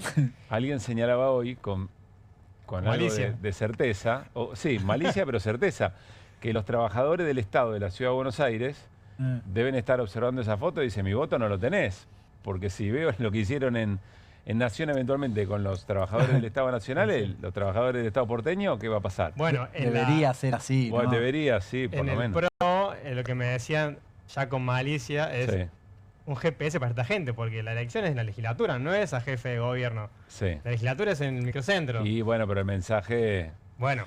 Un GPS quizás para los propios del PRO que creen que la discusión es la legislatura, porque me parece que la decisión es absolutamente otra y además el enemigo o el adversario, si querés, en el mejor de los casos, es el PRO para la Libertad Avanza, no tiene nada que ver con... O sea, de Santoro creo que ni hablaron todavía. No. Bueno, cuando trasladé esa pregunta, esa chicana a Libertad Avanza, me dijeron, ¿qué dicen ellos si son todos bonaerenses que no conocen la ciudad. O sea, Jorge Claro. Macri saltó de Vicente López a Capital Federal. Pero bueno, es un punto el que marca Hernán, que la campaña digamos, está nacionalizada y con las dos fuerzas, si querés, oficialismos en la ciudad. El PRO, que es el gobierno de la ciudad, ¿no? Ya quinto mandato, el otro, y la Libertad Avanza a nivel nacional. Entonces, Leandro Santoro, ¿dónde está? Uno podría decir, bueno, él está con su campaña un poco... A ver, yo creo que va a intentar aprovechar esta disputa entre la Libertad Avanza y el PRO para meterse por el medio. O sea, a ver... Sí, eso está... Esa es toda hace la 2 intención, años, esta interna tan cruenta entre Patricia Bullrich y Larreta no resultó, digamos, no los potenció a su candidato. Y bueno, terminó Milei metiéndose por el costado. Yo me parece interesante preguntarse por qué la Libertad Avanza tiene o se plantea una campaña con tanto encono contra el PRO. Tiene una respuesta. Quiere terminar con el PRO en la Argentina. Porque si eventualmente el PRO no conduce la Ciudad de Buenos Aires, deja de existir. Esta es la lectura que tiene la Libertad Avanza y por eso juega como juega, con el enojo naturalmente. Y es su del casa PRO. matriz, ¿no? Es como que, bueno... Sí, claro, es el lugar donde nació. Al dueño de casa es un tema. Vamos a compartir datos de una consultora, la consultora de Pablo Romá, de estas horas, ya con nombres propios. La compartían en Comunista con Juan Di Natale hace un ratito nada más y con Raúl Timerman. Vean esta pregunta, esta consulta. ¿Ya qué candidato votarías para la Ciudad de Buenos Aires si el candidato que querés elegir no está en este menú? Bueno, y hace la salvedad, ¿no? Entonces aparece, miren estos números. Leandro Santoro aparece arriba de todo, 24,1%. Manuel Adorni aparece con 11,4%. Silvia Lospenato, 19,7%. Es decir, acá aparece Silvia Lospenato o el PRO ganándole a Manuel Adorni, pero el punto es lo que junta Ramiro Marra según este trabajo de Pablo Romá. Ramiro Marra le gana a Adorni. Es decir, Ramiro Marra sale tercero y tendría una representación más fiel de la Libertad Avanza en la Ciudad de Buenos Aires que la propia Libertad Avanza, que recordemos lo echó a Ramiro Marra en su momento. Pero Raúl Timerman me decía hace un ratito nada más que Ramiro Marra fue el fundador en la Ciudad de Buenos Aires de la Libertad Avance, que quizás no está muy bien visto en la Ciudad de Buenos Aires su expulsión. Bueno, vamos a ver, pero debe ser una gran preocupación para Manuel Adorni en ese sentido. Y quiero, sí, ¿vas a decir algo sobre esto? Junto con Victoria Villarruel, o sea, Marra, Villarruel y Milei, digo, digamos, Marra expulsado, Villarruel corría del gobierno, solo quedan los Milei. Claro. Volvamos un segundo para ver qué es lo que está pasando más abajo de los primeros 4 lugares en esta placa de Pablo Romá. Aparece Vanina Biasi con 2,7 del FIT. Aparece Lucille Levy de la Unión Cívica Radical. Miren a Alejandro Kim. Es moreno, 3,7. Y quiero buscar más abajo a Juan Manuel Abalmedina, 2,3. Juntos hacen 6 puntos. Acá hay una pregunta por el peronismo paladar negro en la Ciudad de Buenos Aires también, ¿no? ¿Y qué pasa respecto de Leandro Santoro esos puntos? Y con un dato, no sé, Mauricio, si vos me lo podés confirmar, pero lo leí en estos últimos días, entiendo que vos metés legislador con 3 puntos. Fíjate que todos esos están cerca de 3 puntos. O sea, todos pueden meter uno o pueden no meter ninguno. Cualquiera prácticamente del resto de la oferta electoral, salvo los 4 originarios que vos planteabas. ¿Cuál es la lectura además de Adorni número 3? Sí, claro. Bueno, o 4, perdón. Cuarto. Anterior en el estudio, interesante porque habla de los espacios, digamos, preguntas sobre espacios, no sobre nombres. Y ahí la Libertad Avanza tiene un poco más. O sea, si tiene 11 Adorni, la Libertad Avanza como fuerza tiene 22, 5. Uno puede entender ahí que junta Marra, o sea que hay un electorado libertario en el que Marra está haciendo mella y podríamos pensar los otros anabólicos, ¿no? Digo, entre comillas, Larreta al PRO y los peronistas que también están jugando. Ahora, perdón, ¿Marra cosecha por la marca o por alguna otra razón en particular? Bueno, esto es lo que decía Raúl Timerman, ¿no? Que quizás está referenciado en la Ciudad de Buenos Aires como quien trajo a la ciudad, o el primer referente de la Libertad Avanza en la Ciudad de Buenos Aires. Claro, pero lo que yo pregunto es, ¿qué te propone Marra? O sea, ¿lo eligen por...? Ah, no, ya estás preguntando, ya estás hablando de propuestas y programas, ¿no? No, estás, no, bueno, está bien. A ver, un dato que partirá así de memoria es que Marra es un poco el prototipo de libertario, ¿no? Claro. El votante de Milei es hombre, joven, de 35 años para abajo. Y bueno, Marra es un poco ese perfil, entonces uno puede ver ahí, digamos, broker, tiene, digamos, esa salida de quizás de conseguir un éxito económico sin un trabajo de mucho esfuerzo, ¿no? Digo, está con las apuestas online o la venta de acciones, entonces hay un foco ahí. Igual Irina insiste con programas, toda cosa de la política del siglo XX, ¿Soy ¿no? muy ingenua? De otro, no, ojalá se recupere, veremos. Quiero decir solo esto, Raúl Timerman dice algo que es cierto. Este es el punto de partida. Es decir, a partir de ahora la campaña, la política nacional, lo local hará su juego también. Cerrán y vamos a Cristina. No sé si lo escucharon a Marra, es llamativo porque le preguntan obviamente por Adorni y siempre tira flores al Libertad Avanza. Si no, yo no con él no compito. Claro. Pero ¿cómo? Si no competís y van en lista separada.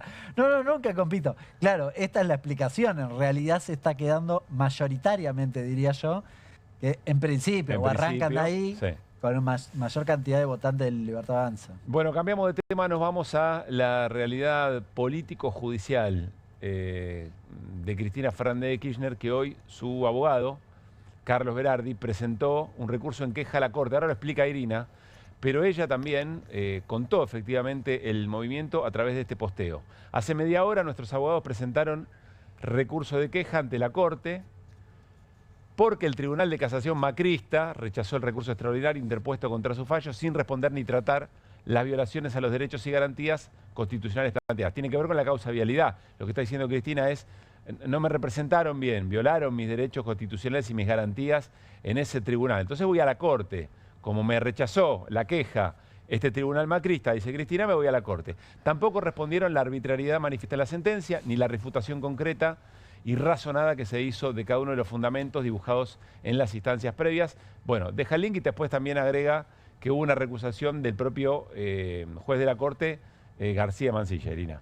Bueno, este recurso de queja que lo anunciamos la semana pasada es la instancia que le queda a Cristina Fernández de Kirchner y a otros 12 acusados y condenados en el juicio de vialidad para que sea revisada justamente la condena. Recordemos, ella tiene una condena a 6 años de prisión por administración fraudulenta y además se la inhabilitaría de por vida a ejercer cargos públicos.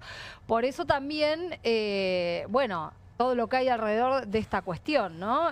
La posibilidad de una detención, que es lo que hablábamos la semana pasada, y la inhabilitación para que siga actuando en política. Como bien anuncia Cristina en ese posteo, el recurso que ella presenta es más que nada un recurso donde dice: a mí me violaron un montón de derechos constitucionales. No es que se pone a analizar punto por punto qué argumentó la casación o qué argumentó el Tribunal Oral 2 que la condenó. Sí, algunas cuestiones. Ella dice: a mí me resolvieron la situación jueces que no fueron imparciales, ¿no? Cuando habla del Tribunal Macrista, habla de algo que señalábamos la semana pasada, que es que hay 2 jueces que integran ese Tribunal de Casación, que eran los que visitaban asiduamente a Mauricio Macri, y ya sabemos además cuando era presidente, cuando Macri era presidente en la Quinta de Olivos y en la Casa Rosada, y ya sabemos que además Macri exteriorizaba su interés en que se la condene a Cristina Fernández de Kirchner en distintas causas judiciales, no solamente en esta. Algunas cuestiones sí que tienen que ver con el caso en particular. Ella dice, no se peritaron las obras, se peritaron 3 obras de 51 obras. O sea, sacan conclusiones en base a lo que se reclamó desde el primer día. No se compararon con otras contratistas, ¿no? Acá el tema era si se direccionó o no a favor de Lázaro Báez, las obras viales en la provincia de Santa Cruz. Bueno, ¿con qué criterios se adjudicaban obras en otras provincias, ¿no? Teniendo en cuenta además que en el juicio declararon empresarios diciendo que, bueno, que siempre pasaba esto de que el empresario que tuviera su mano de obra y sus instrumentos, sus herramientas más cerca, era el que recibía mayor cantidad de adjudicaciones, ¿no? Y después que el Tribunal Oral metió por la ventana algunas pruebas que ni siquiera había planteado la Fiscalía, ¿no? Eso fue muy llamativo, de veras, cuando salió la sentencia, ¿no? Por ejemplo, mencionar un decreto que cambiaba algunas funciones, pero no que adjudicaba otras partidas a Lázaro Báez. Y sí validar también pruebas que había metido la Fiscalía y que no fueron revisadas por la defensa. Por esto se dice que se violan garantías constitucionales.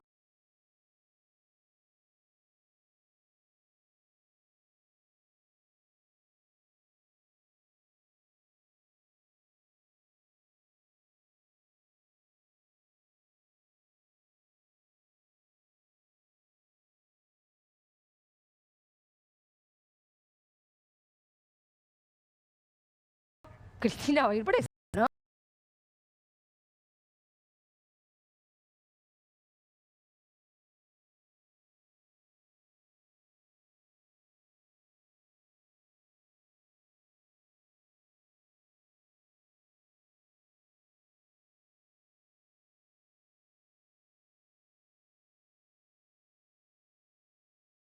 Y con un montón de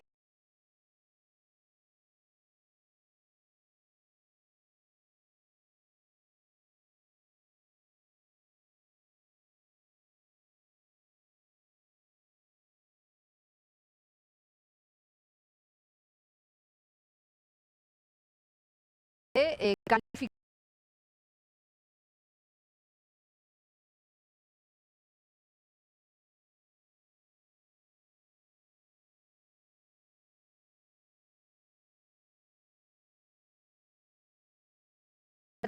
Adicionales.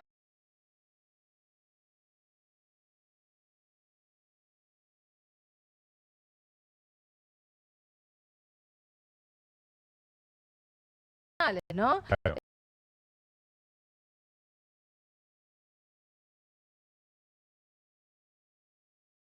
El futuro presidiario y ese tipo. Hablando de Cristina presa, es decir, de ella misma presa, en el marco de un deterioro del momento del plan económico, ¿por qué un juez que fue puesto por decreto, que además todavía tiene que ver qué pasa con esos pliegos, va a fallar distinto de lo que para Milei?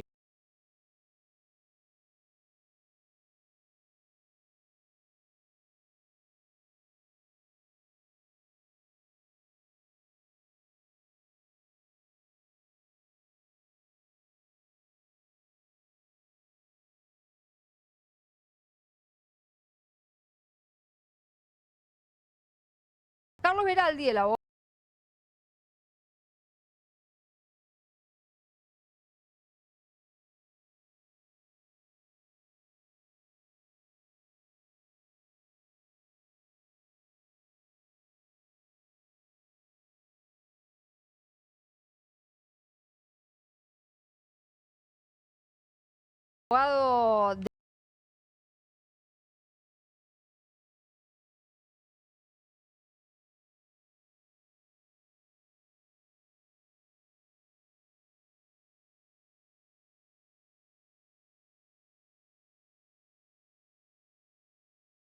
De Cristina Fernández.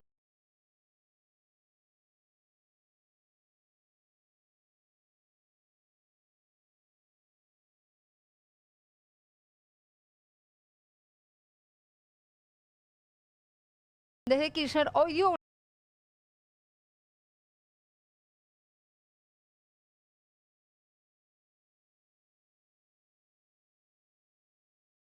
una conferencia de prensa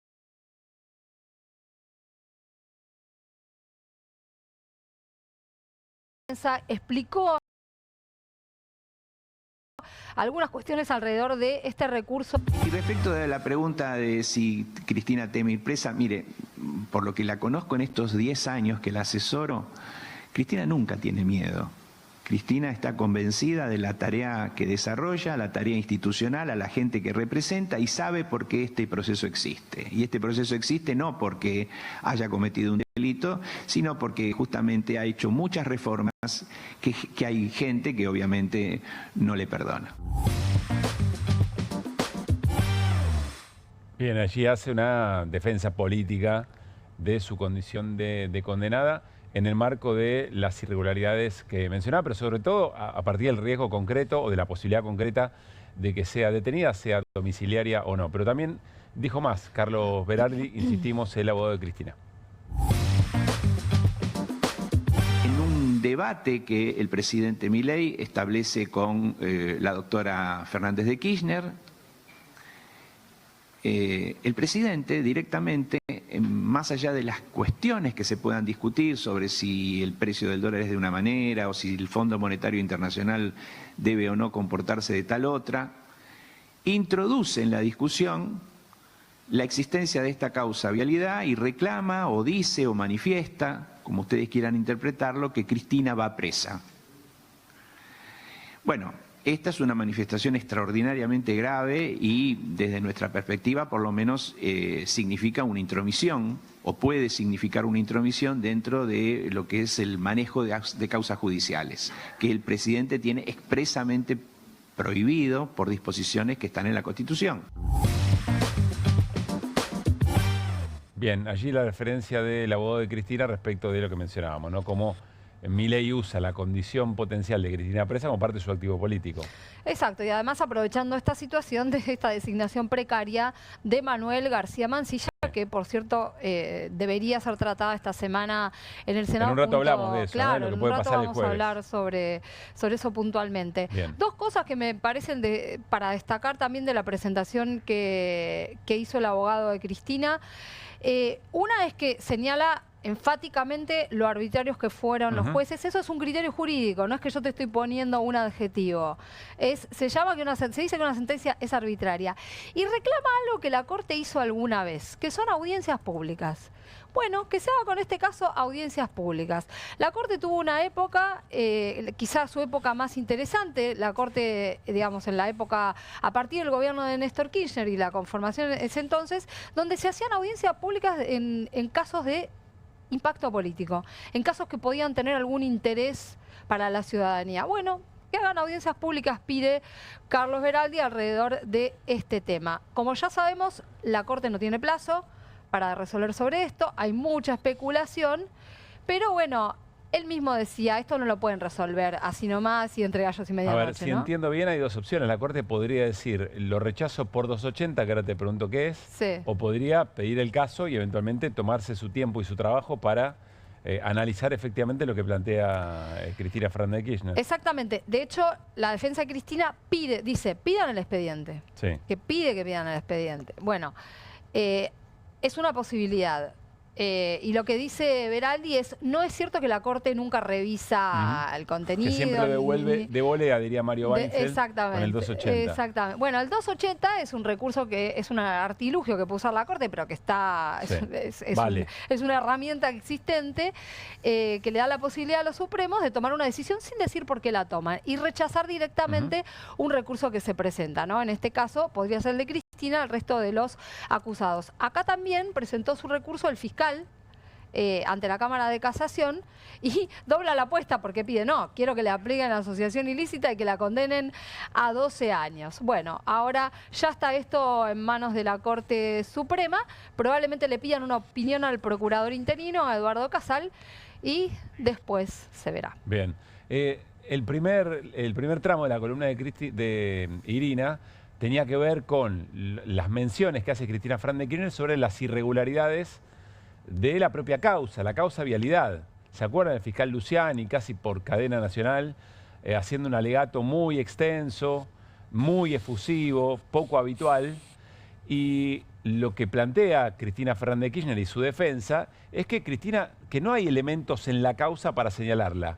Y usted podrá decir, bueno, lo están planteando el abogado de Cristina, lo plantean seguramente quienes quizá con subjetividad política se acercan a las posiciones políticas de Cristina Fernández de Kirchner, pero nadie hubiera pensado que uno de los que de alguna manera subrayan este tema era el actual ministro de Justicia, Mariano Cunio Libarona, que opinó hace un tiempo sobre este tema, no por supuesto como ministro de Javier Milei, y decía esto. ¿Está aprobada la intervención de Cristina Kirchner en el hecho? Y el concepto general es no. Los expedientes hablan, no solamente hablan, gritan. 2. ¿Hay asociación ilícita en este marco? ¿Se pusieron de acuerdo con un dolo común para cometer delitos indeterminados?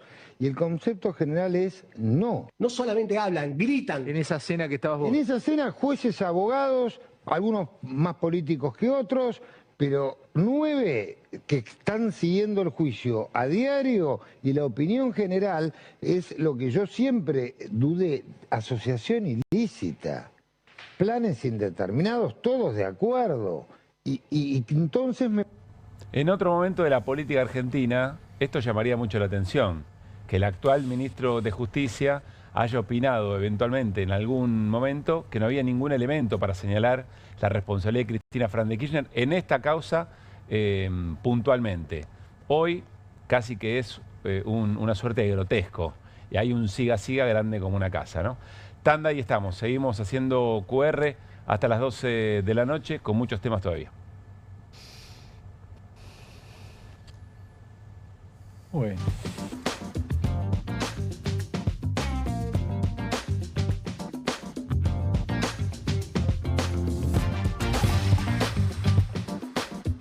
Todo el tiempo hay ideas.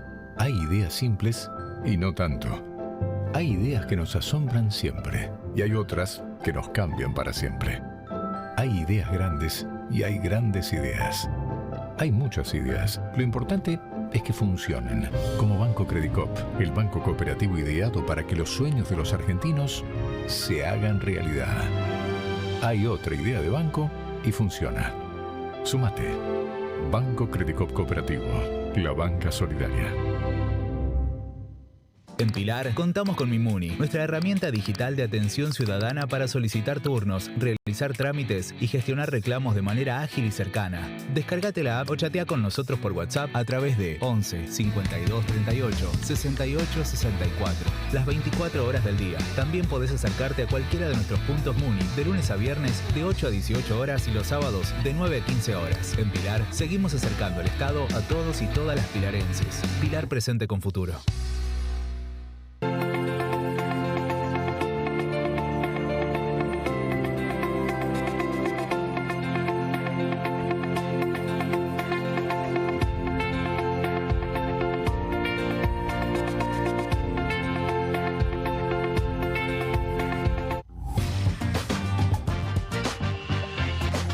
Aquí finaliza el horario de protección al menor.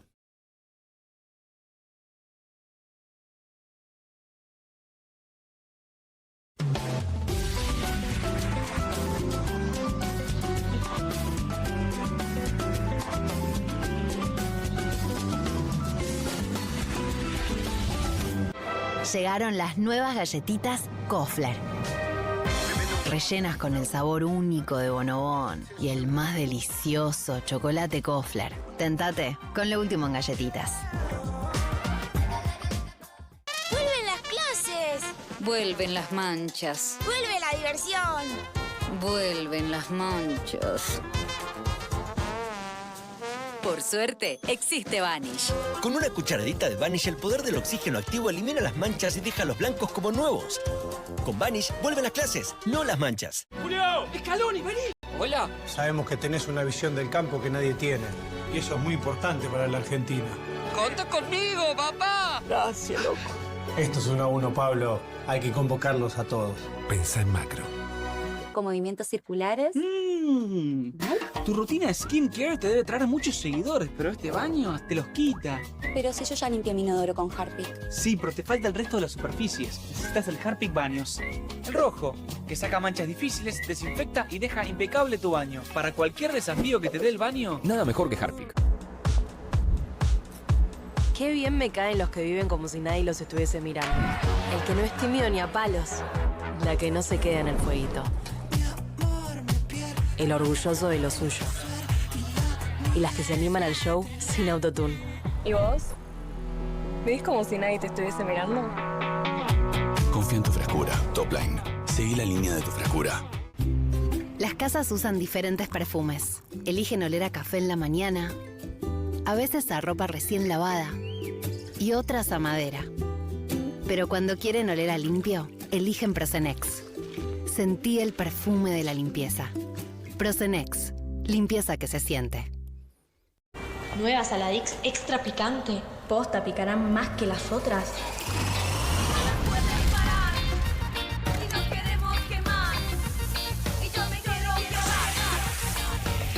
Porque tus ganas de picante son imposibles de apagar. Nueva Saladix extra picante. ¿Qué hacen tus manos por tu familia cada día? Nos llevan, nos traen, nos alimentan y cuidan de quienes más amamos. Hacé algo por ellas también. Espadol es el único jabón con el poder antibacterial de Espadol que protege tus manos y a tu familia. Recomendado por la Sociedad Argentina de Medicina. Porque solo Espadol es Espadol. Buenas. Buenas. ¿Tiene las nuevas Mogul Jelly Beans? ¿La qué? Las Billie Jeans. Crujientes por fuera, blanditas por dentro. 5 sabores. Ah, vos querés las nuevas Mogul. Jelly Beans. Sí, las... Jelly Beans. ¿Jelly Beans? Jelly Beans. Jelly Beans. Esas. Me las das. Obviously. Pedilas como quieras, pero probalas. Nuevas Mogul Jelly Beans. Pedilas como quieras, pero probalas. Llega la noche más picante de la televisión. Si atacan al periodismo, Perfil se pone bravo. Bravo TV. Periodismo, información y polémicas. Llegan 4 nuevos programas.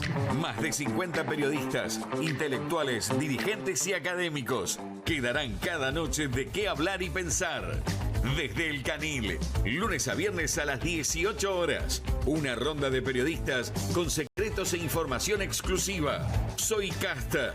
De lunes a viernes a las 19 horas. Un programa diferente de mujeres, plural y picante. Conducido por Carmela Bárbaro. Comunistas.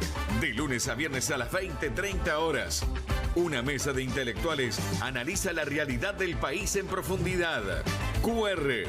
De lunes a viernes a las 22 horas. Con la conducción de Paulo Caruso y gran equipo. La síntesis del día para un público que valora el periodismo crítico. Bravo TV. Lejos del poder. Cerca de la gente.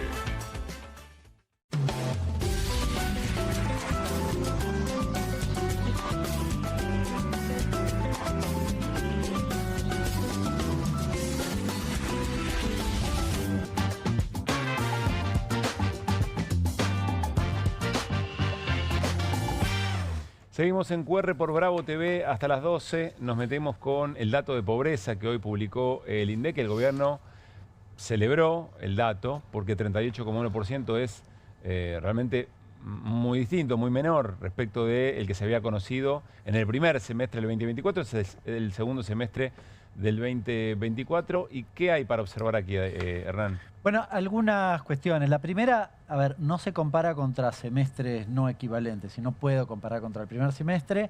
El gobierno hace un comunicado de la oficina del presidente, además diciendo que la pobreza del primer semestre es culpa de Massa, Cristina y demás. Es un poco llamativo, porque justo no es diciembre. No estamos hablando de diciembre, que viste, nos lo endilgamos y eso. No, estás hablando de los primeros 6 meses del 24.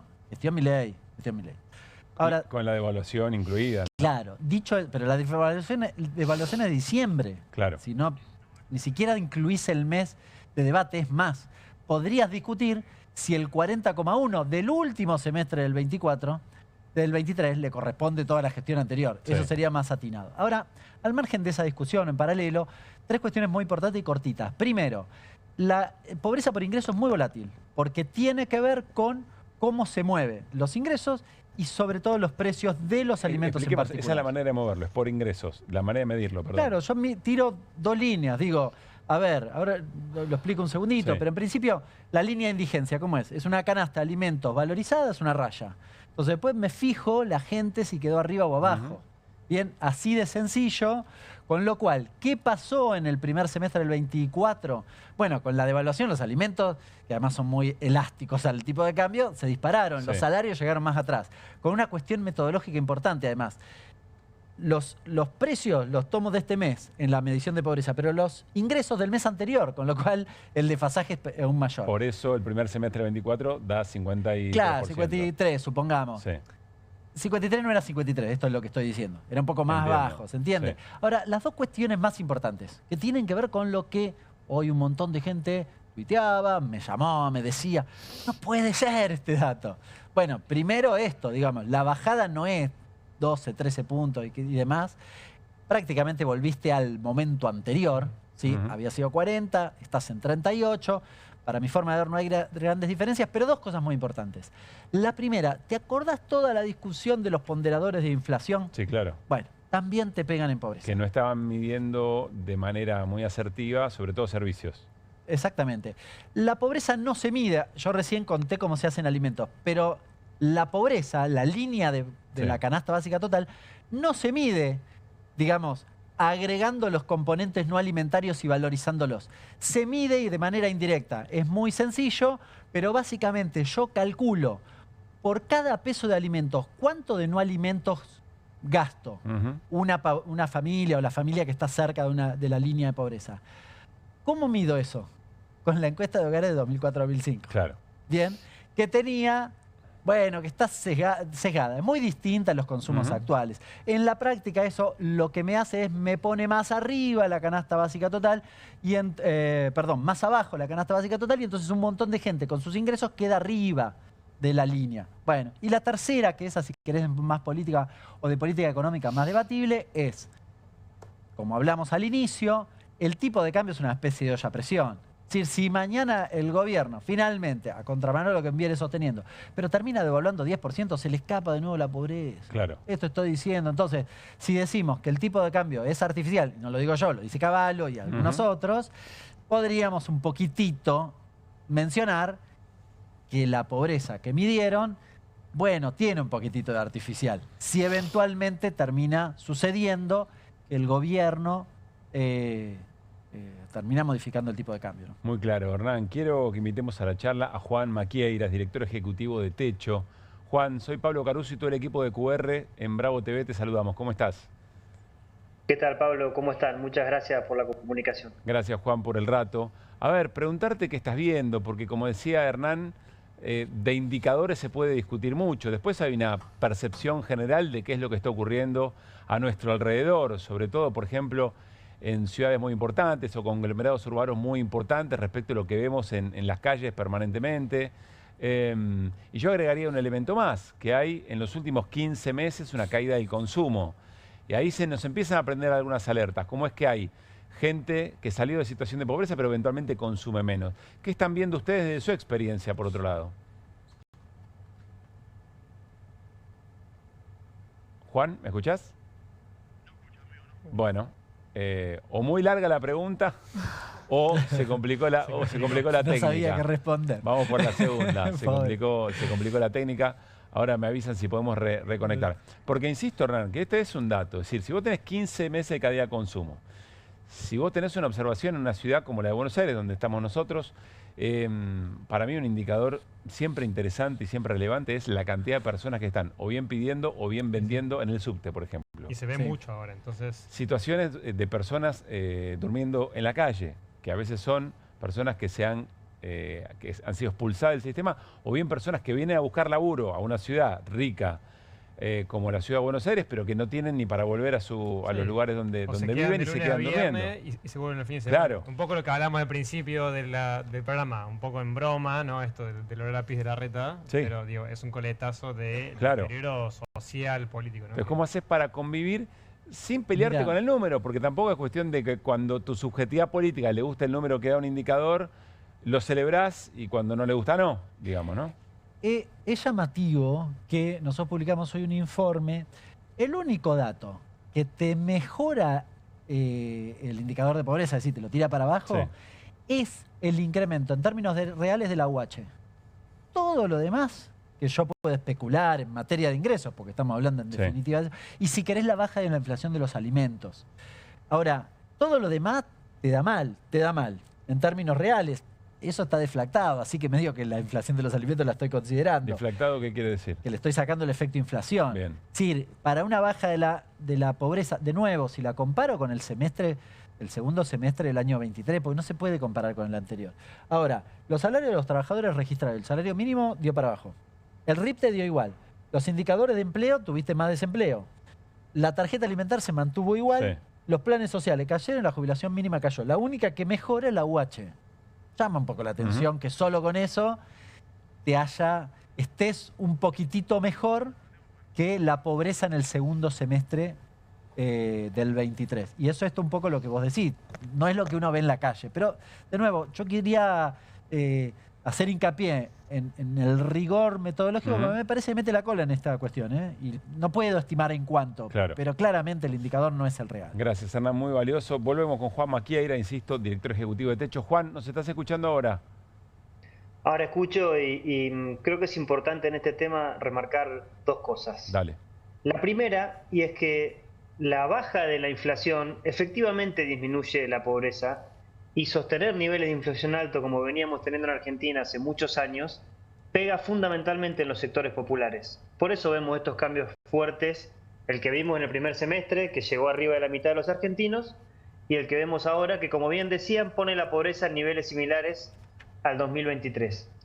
Pero el segundo punto que creo que es importante remarcar es que si bien es clave una macro ordenada, que debe sostenerse ordenada, pero sin eso no hay baja de la pobreza, eso no es suficiente. Lo que preguntabas recién es muy importante. Efectivamente nosotros vemos en los más de 6.000 barrios populares que hay en Argentina que no están dadas las condiciones para que los argentinos y las argentinas puedan salir adelante. Hay 5 millones de personas que viven en barrios populares, lugares donde el 90% de la familia no tiene acceso al agua corriente o a las cloacas, o el 60% no tiene acceso a la electricidad. Y la inversión en infraestructura social se ha detenido durante el último año, con lo cual, por supuesto, es importante que se baje la inflación, sin eso no hay baja de la pobreza, pero es muy importante remarcar los componentes metodológicos que recién remarcaban, y también el hecho de que para trabajar, para superar la pobreza, hay que invertir en infraestructura social. No le podemos pedir a un chico o una chica que nace en un barrio popular y que cada vez que llueve pierde su mochila y su tarea, que tenga las mismas posibilidades de que le vaya bien en la vida de aquel que duerme en una casa que tiene un techo que no se llueve. Y en ese sentido es clave la inversión estatal. Pero y ahí entonces, Juan, aparece un elemento, una pregunta que es ¿de qué otra manera se debería medir la pobreza y si alguien lo está haciendo? Si hay algún registro que sea más interesante de observar que meramente el tema de ingresos. Mire, yo creo que nosotros tenemos que hacer dos cosas. Mirar siempre el indicador que tenemos hoy, porque es el único que nos permite hacer historia. Y no hay que perderlo de vista. Y si lo mirábamos cuando gobernaba Alberto Fernández y antes cuando gobernaba Macri, miremoslo ahora que gobierna Milei.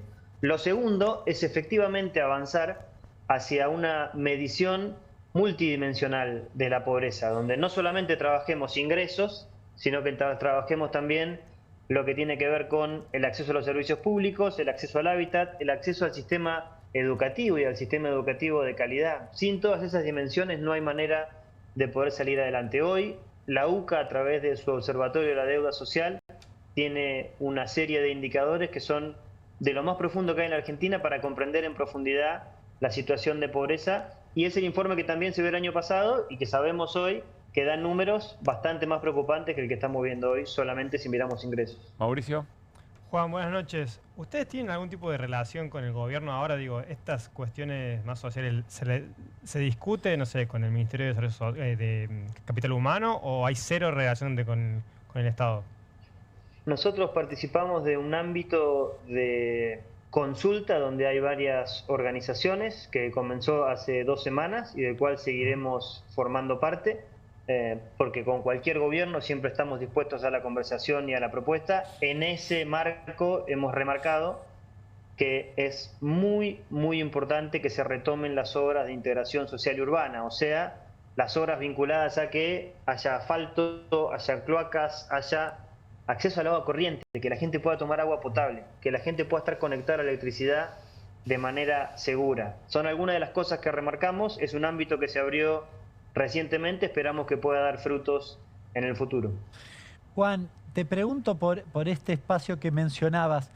¿Quiénes son los representantes del gobierno que participan allí y qué dijeron respecto de este planteo que mencionabas?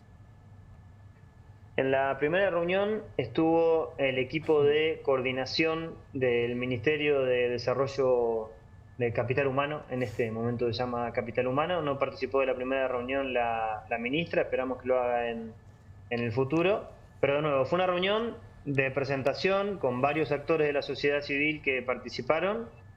Esperemos que en el futuro vaya dando frutos en términos de poder plantear propuestas de mejora y que esas propuestas sean escuchadas. Nosotros veníamos presentando en el Ministerio de Hacienda a las autoridades de la Secretaría de Vivienda, que hoy ya no existe, los reclamos que les estoy comentando. Hoy el área de vivienda no está en Capital Humano, pero llevamos el reclamo ahí porque nos parece que es muy, muy importante que el gobierno tome nota. No hay manera de terminar con la pobreza, no hay manera de que alguien sea realmente libre si no tiene un techo para cuando llueve, si no puede resguardarse del frío en invierno y del verano, del calor en verano. Ahora, Juan, te lo preguntaba porque vos sabés que el gobierno ha repetido en distintas oportunidades y en la práctica, y lo ha llevado a la práctica, diría, con la suspensión de la obra pública, que la obra pública, este tipo de cosas que vos mencionás, se tienen que hacer por la vía privada.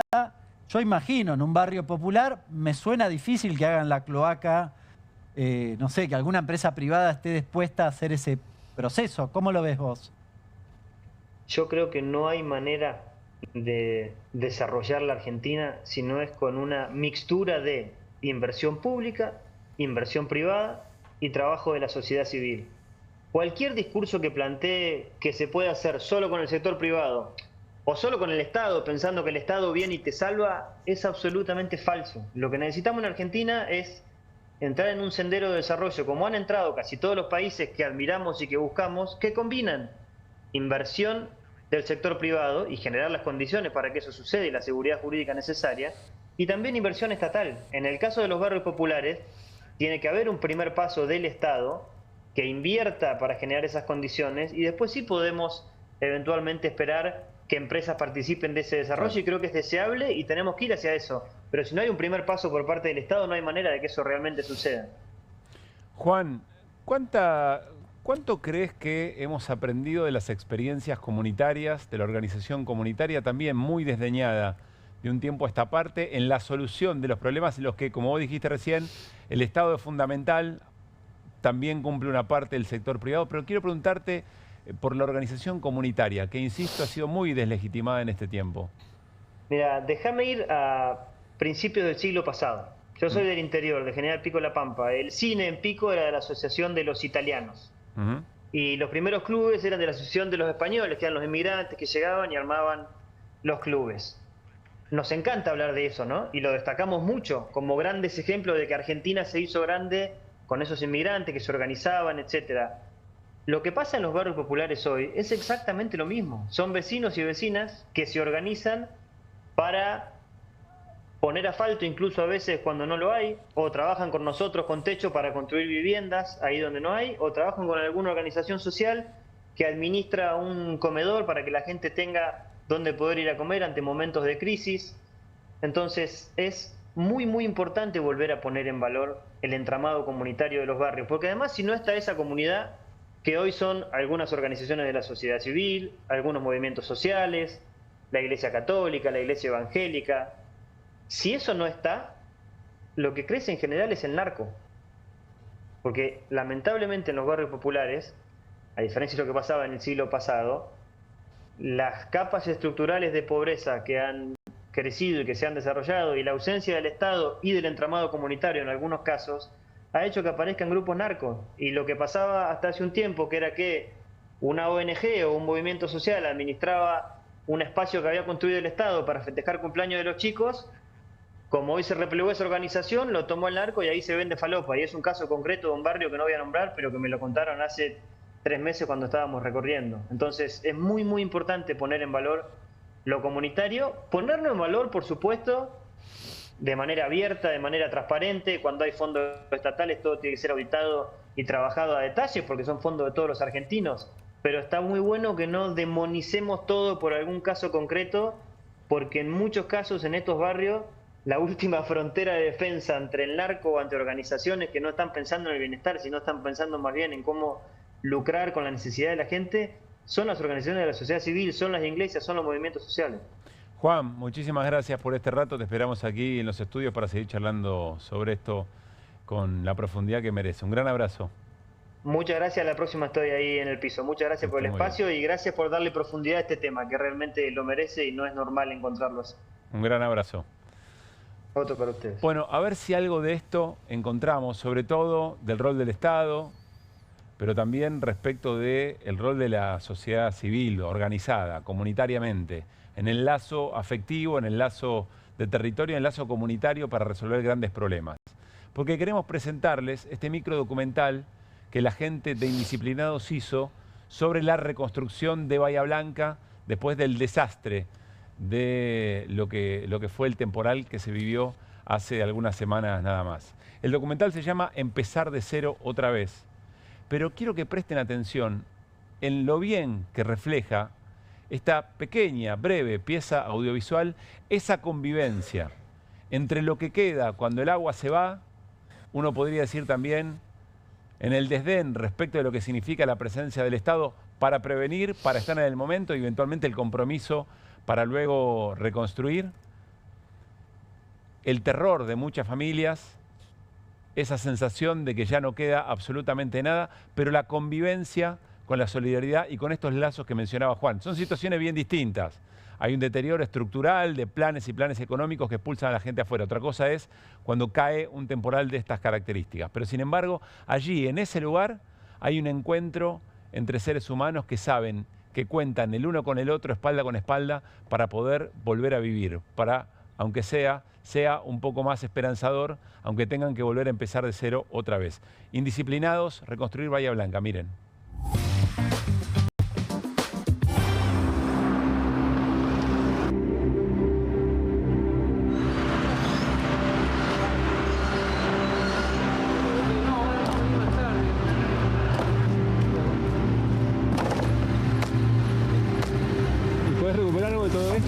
Se puede, pero hay que meterle uno por uno, secarlo y no tengo tiempo, es imposible. ¿Pasado antes? No. ¿Ustedes no son de Bahía? No. Va más. Si quieren llevar disco, agarren, boludo, porque es una pena, discos carísimos. Sí, está bárbaro. Ese es el Quijote. Bueno, dejo lo que puedo en la sombra y sigo. De una.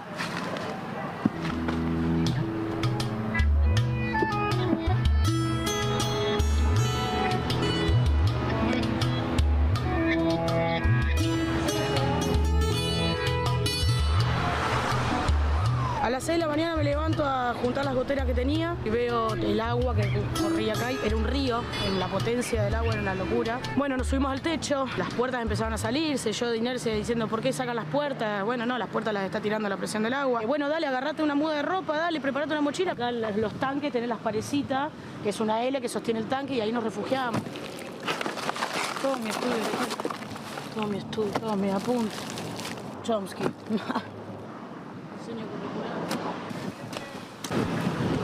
Imagínate hasta dónde llegó el agua. Ahí tenés la marca. Mira lo que es esto. No puede prender nada. ¿Qué va a prender? A mi altura. Literal. Literal. A mi altura, literal. Es una locura. Todo perdido. Ya el otro temporal la pasé muy mal. Me arrancó todo el techo y yo digo, ahora este otro. Estuve 2 horas y media afuera porque no podía hacer pie, pero la pasé feo, la vi mal. Pensé que me llevaba el agua. Timón me ayudó a salir, me agarró del cuello del pullover y me llevó hasta el palo que tengo en la puerta de mi casa. Y tenía 3 border collie, 2 se ahogaron. Ya cuando entré a mi casa ya no quedaba nada, me quedé sin nada.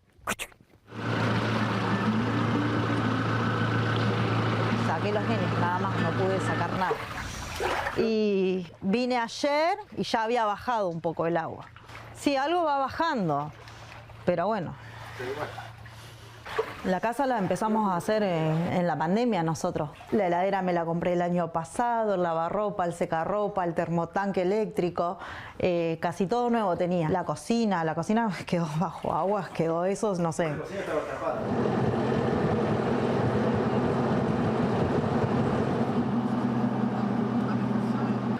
Ahí ya estaba, vamos a necesitar. Están asustados, muchos cambios. Muchos animales que llevan más de 5 días o 4 días arriba de un techo, que misma las familias nos llamaban porque no nos podían bajar porque querían atacar, atacaban del miedo que habrán padecido, ¿no? Que estaban tan asustados que ni siquiera sus familias los podían agarrar. El día viernes el agua llegaba hasta los escalones y la gente, bueno, buscaba refugio, entonces entró a la escuela, comenzaron a organizarse y en las aulas las familias se instalaron en cada una de las aulas y acá está el comedor. Nos encontramos solos saliendo de nuestras casas, tapados por el agua y bueno, creíamos que la escuela era el lugar ideal para refugiarnos y bueno, encontramos comida, un lugar calentito. Y bueno, empezó a llegar gente y nos tratamos de organizar con los vecinos para bueno, que los chicos y las familias tengan un lugar y un plato de comida caliente y que sintieran que no es su hogar, pero es lo más parecido a eso. Ay, sí. No quería interrumpir, pero bueno. Ya a las 10 ya teníamos el agua hasta acá. Y como a las 2 de la tarde ya nos subimos, manoteé un par de cosas y nos subimos al techo, porque ya el agua ya había casi tapado la parrilla, ya había 1 metro de agua. Pasamos la noche en el techo. Pero fue así, ¿eh? Y perdimos todo. Después estoy vestida con donaciones, la ropa que tengo de donaciones, perdimos todo, las teles, todo. Y no soy yo, todo es. José, acá los chicos quieren conocer a la Rosy. Buenas tardes. ¿Cómo le va? Digamos que bien para no afligir. Ahí está la bebé. Esta es la Rosy. No, la pobre Rosy ahora está mejor, porque está tan pichicateada que...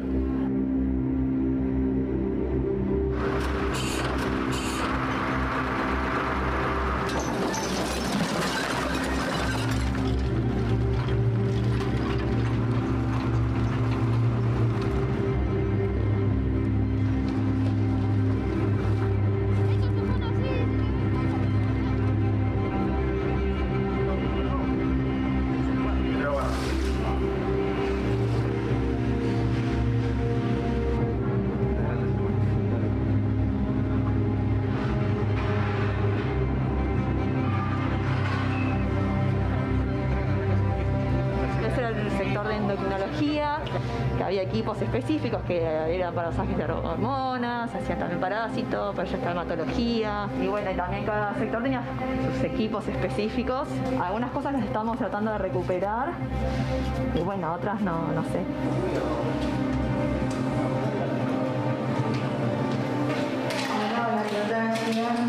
Llegó el agua, ya está la marca.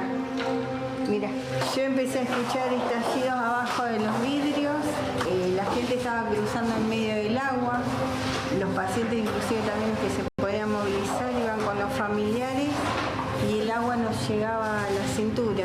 Gracias a que los vecinos acercaron comida, muchos de los pacientes desde el primer momento pudieron comer. Esta catástrofe, esta destrucción, pero el problema más serio es la destrucción, es la tristeza, ¿no? De que algo natural que tendría que haber sido más leve nos afectó de esta manera. Por lo menos, aunque no puedan mandar nada, pero que la gente comente y exponga nuestra situación es buenísimo. Realmente te hace sentir muy bien.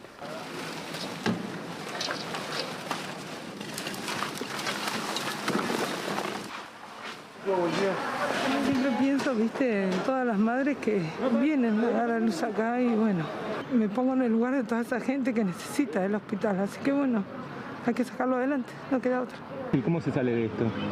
Nada, así en grupo, como ves, todos los chicos. Mira, hay gente acá que ni conozco, que ni siquiera la vi jamás y todos vinieron a ayudar, así que bueno, Neo del Pena es muy querida por todo el mundo.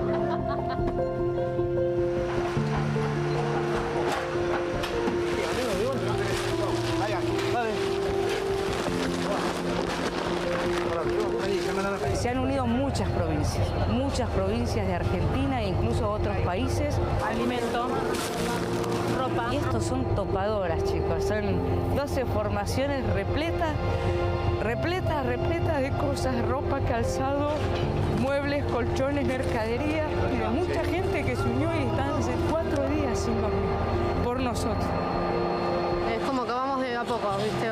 Esto es del día a día. Bueno, hoy sacamos todo de la casa, se seca lo que se puede, se saca el barro y el agua y mañana se limpia y hoy empezar a hacer lo más chiquitito. Yo particularmente empecé sola, me iba metiendo por las casas y empecé a tirar la idea con amigas y muchas se sumaron, así que bueno, acá estamos, somos varias manos.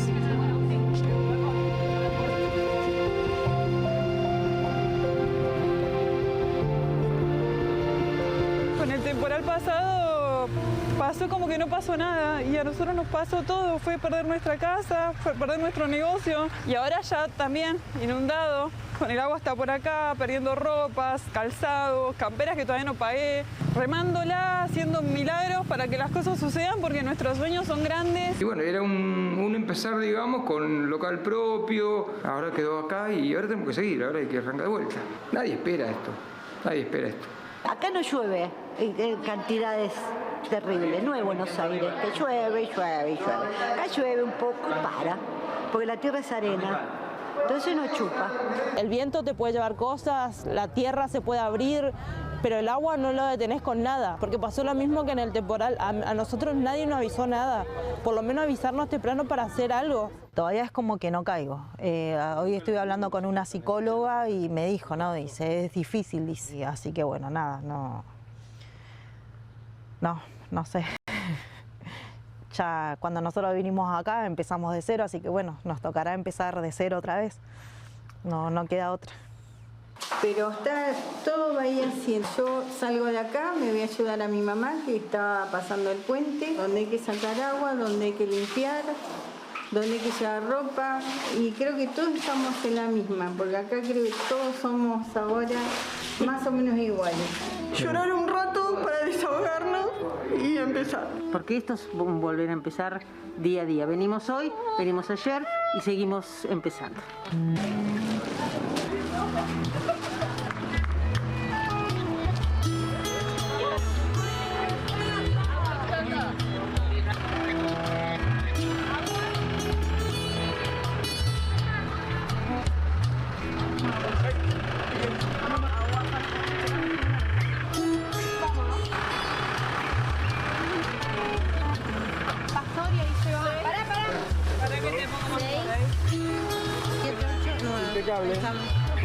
Agua le llevaron, otra familia le llevó. ¿Listo? Sí, obvio. Gracias, chicas, por todo.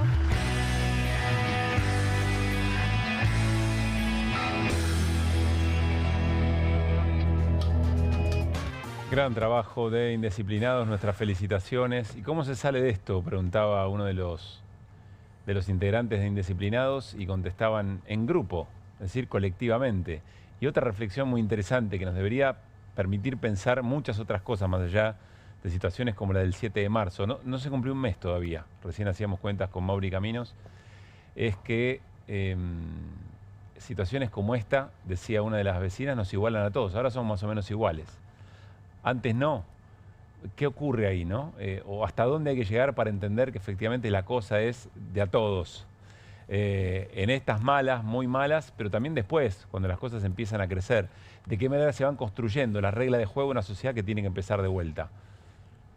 Para no quedarnos solamente en lo que fue ese 7 de marzo y en todo lo que nos surgió en términos solidarios los días posteriores.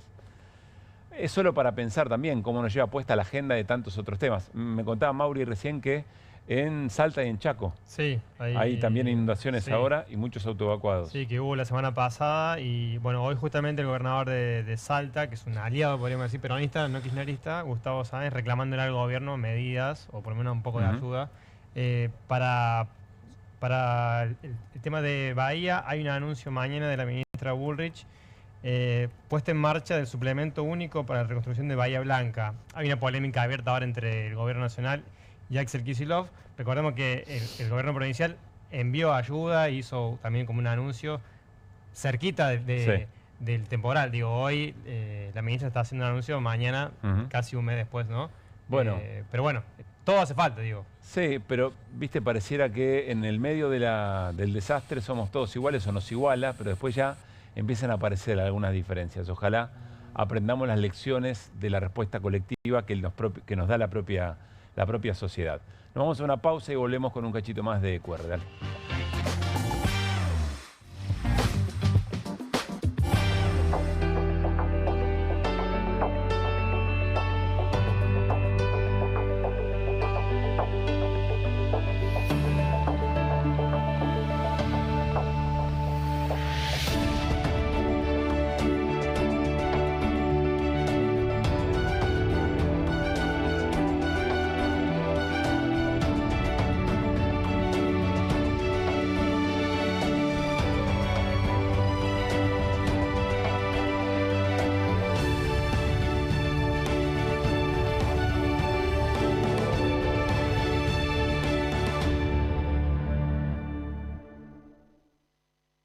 ¿Pensás que las subastas no son para vos? Son para todos, porque podés comprar y vender desde donde estés de manera rápida, fácil y confiable. ¿Querés participar de nuestra próxima subasta?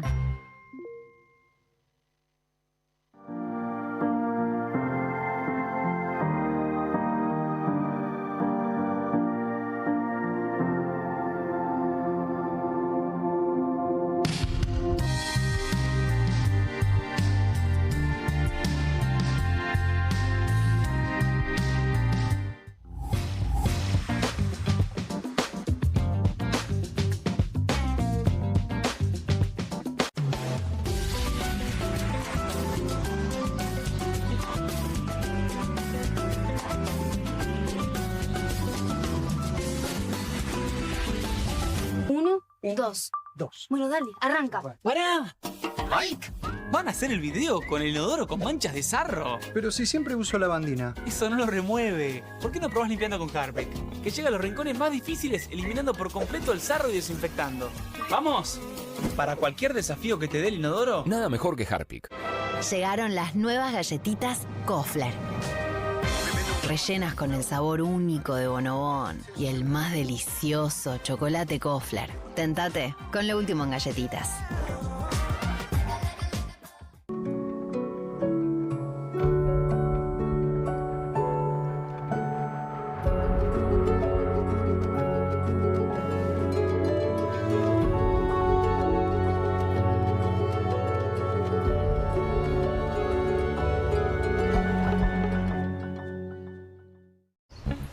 Tiene las nuevas Mogul Jelly Beans. Ah, vos querés las nuevas Mogul. Jelly Beans. Sí, las...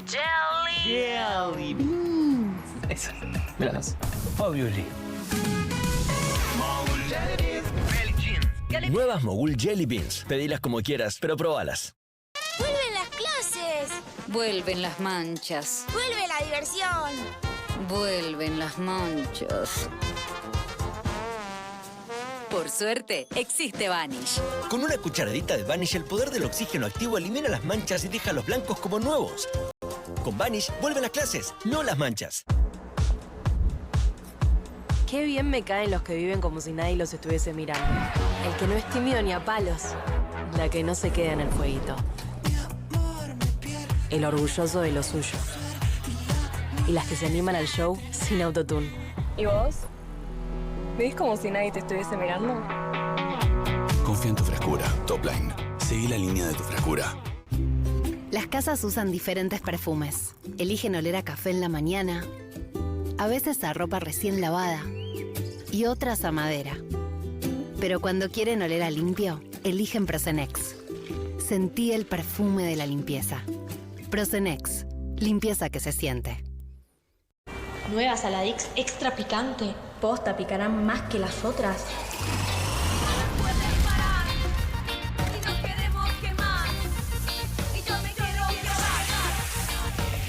Porque tus ganas de picante son imposibles de apagar. Nueva Saladix extra picante. No te compartas los datos del celu. ¿Salís? Conectate al ahorro. Con Telecentro Wi-Fi prepago podés tener el giga más barato para usar internet fuera de tu casa. Conseguilo en Mercado Pago y disfrutá 10 gigas desde 519 pesos. Telecentro, conectando con vos. Con movimientos circulares. Tu rutina de skincare te debe traer muchos seguidores, pero este baño te los quita. Pero si yo ya limpié mi inodoro con Harpic. Sí, pero te falta el resto de las superficies. Necesitas el Harpic Baños. El rojo, que saca manchas difíciles, desinfecta y deja impecable tu baño. Para cualquier desafío que te dé el baño, nada mejor que Harpic.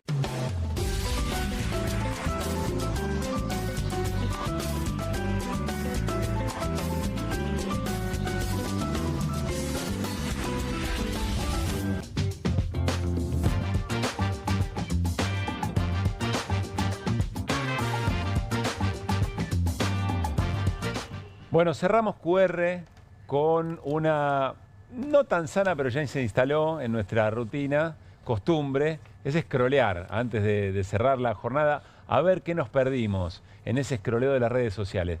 Servicio para la comunidad, así se pueden ir a dormir tranquilos y tranquilas. Scrollemos y encontramos dos cosas muy interesantes. Mirá, arrancamos primero, si te parece, con Manuel Adorni, su candidatura al legislador porteño que le encargó a la inteligencia artificial algún jingle de campaña. Y mirá lo que salió. A Adorni lo voy a votar, Adorni obvio va a arrasar, a todos siempre va a domar, a la ciudad hay que arreglar, la basura nos va a tapar, olor a meo al respirar, yo sé que Adorni va a pelear para que pueda disfrutar. Fabián te va a extrañar, Fabián te va a extrañar, porque después de Pi será difícil conseguir. Será difícil conseguir que algún otro vocero, Fabián Waldman, un abrazo grande a nuestro colega acreditado en Casa Rosada y lo tiene alquilado. ¿Habrá pagado el derecho a la canción? No, me parece que es alguien debe haberlo sugerido, pero el propio Adorni lo repostea en su cuesta y aparece. Lo ¿no? Sí, lo modifica un poquito.